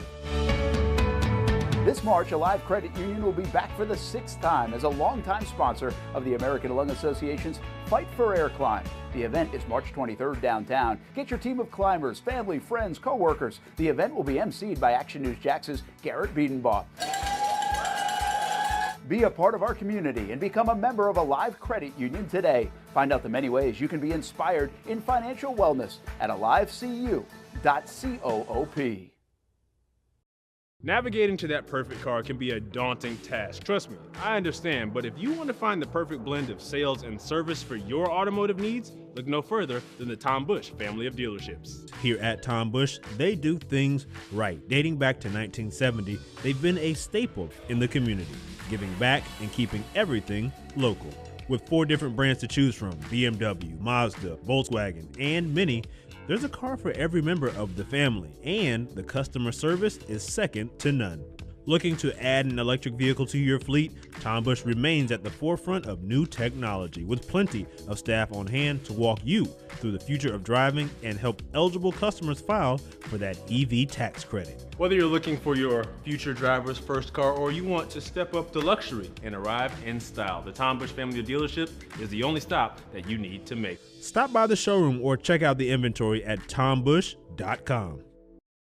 Go where all the pros go. Jacksonville Orthopedic Institute takes care of athletes at the highest level, like the Jacksonville Jaguars players. They will take care of you, too. Our team covers a lot of teams here in Jacksonville: FSCJ, JU, the Axemen, the Jumbo Shrimp, the Sharks, and, of course, the Jacksonville Jaguars. JOI covers all those teams as well. And then there's youth sports. My kids play baseball and softball. And whenever we have an injury question, the first call is to JOI. Jacksonville Orthopedic Institute has been serving Jacksonville for 30 years, and they have over 30 specially trained physicians and assistants at 5 locations in the area. If your injury is specific to an area of the body, JOI has a specialist. They also are leaders in robotic surgery, joint replacement, and sports medicine. JOI Rehab has 13 locations and 90 therapists to get you better. Comprehensive care with caring physicians and staff at JOI. From youth sports to high school, college, and the pros, Jacksonville Orthopedic Institute. JOI. Go where all the pros go. Get outside. Yeah. Make friends. Learn life lessons with the First Tee. Golf is kind of like life in a way. You can take some stuff you learn on the course and take that and use it in every single day life. Donate to First Tee's Play Day campaign and everybody wins. For every $10 you've donated, you're entered to win a free round with a buddy. At the stadium course, home of the players, with this guy, Len Matisse. Scan the code on your screen or visit actionnewsjax.com to learn more. I'm Action News Jax First Alert meteorologist Garrett Beaton. While the sun is up and it's going to be a beautiful day. Sometimes you just need a day to yourself. And Garrett's First Alert forecast makes sure you're ready to go out and enjoy.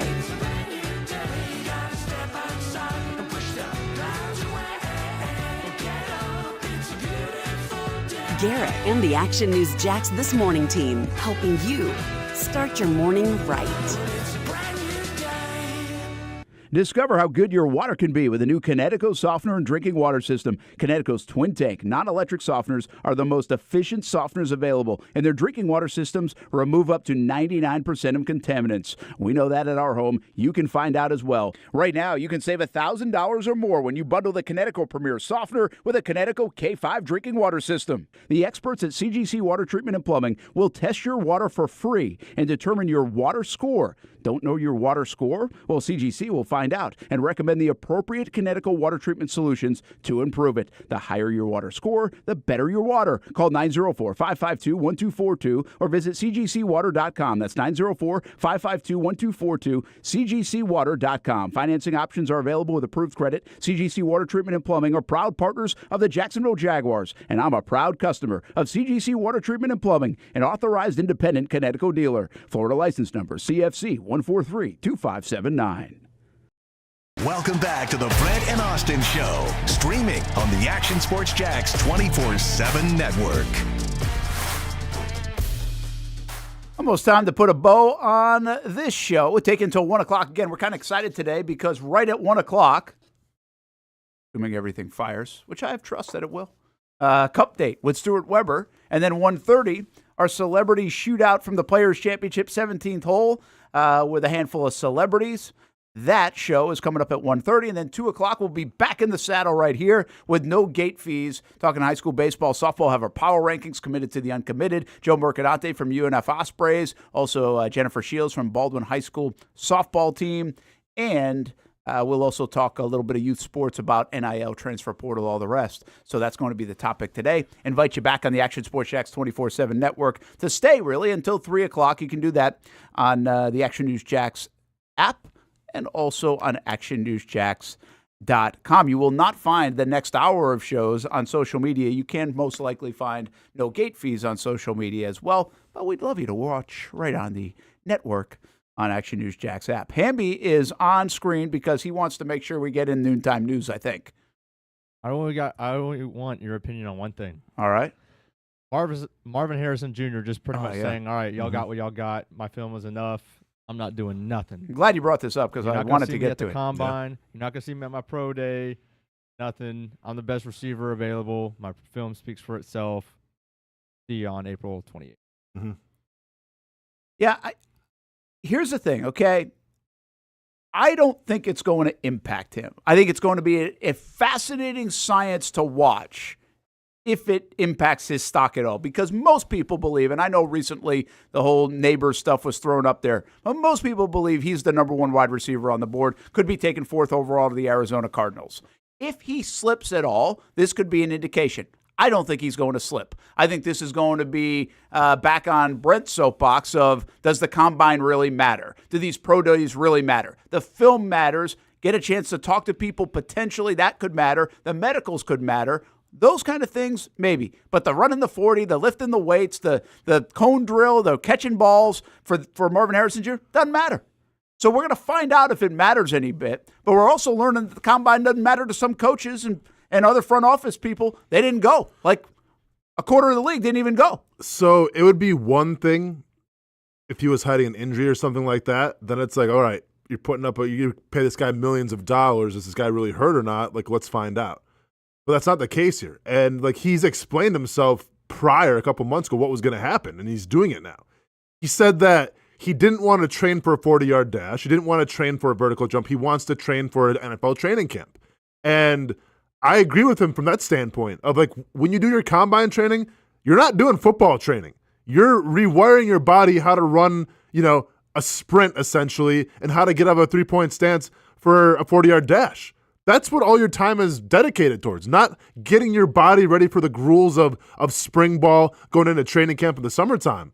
So I actually agree with Marvin Jones here, where it's like, forget all these stupid drills. I'm a football player. I'm going to do football exercise. I'm doing football drills to get my body ready for the game. So I think it's a precedent. Now, keep in mind, he has the luxury to do this because he's the number one receiver. More than likely, it's going to be taken. Other guys can't afford that luxury, but I get where he's coming from. Yeah, 60 seconds left in the show. Hammy, do you think it matters? No, I don't. I think it's kind of bad optics in a sense, but it's just kind of because we've never seen it before. If I wouldn't be surprised if it becomes a pretty common thing for top 10 guys to say. Yeah. You know what I hope happens? I hope these overall number one guys from the positions have pro days and they just bring like a big projector on the field and show their game film again. Be like, hey guys, everybody grab up a chair here. Thanks for coming. Here's my game film. Appreciate you. I'll see you at the draft. Yeah, they're basically telling front offices, stop overanalyzing this. Like, resumes out there for the last 3-4 years, 2-3 years, whatever it is. It's out there. Go look at the games. Yep.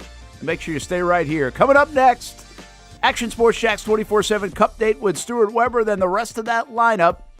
Can't wait for it. You don't have to go anywhere if you're on the Action News Jax app or actionnewsjax.com. Have a good rest of your day, everybody.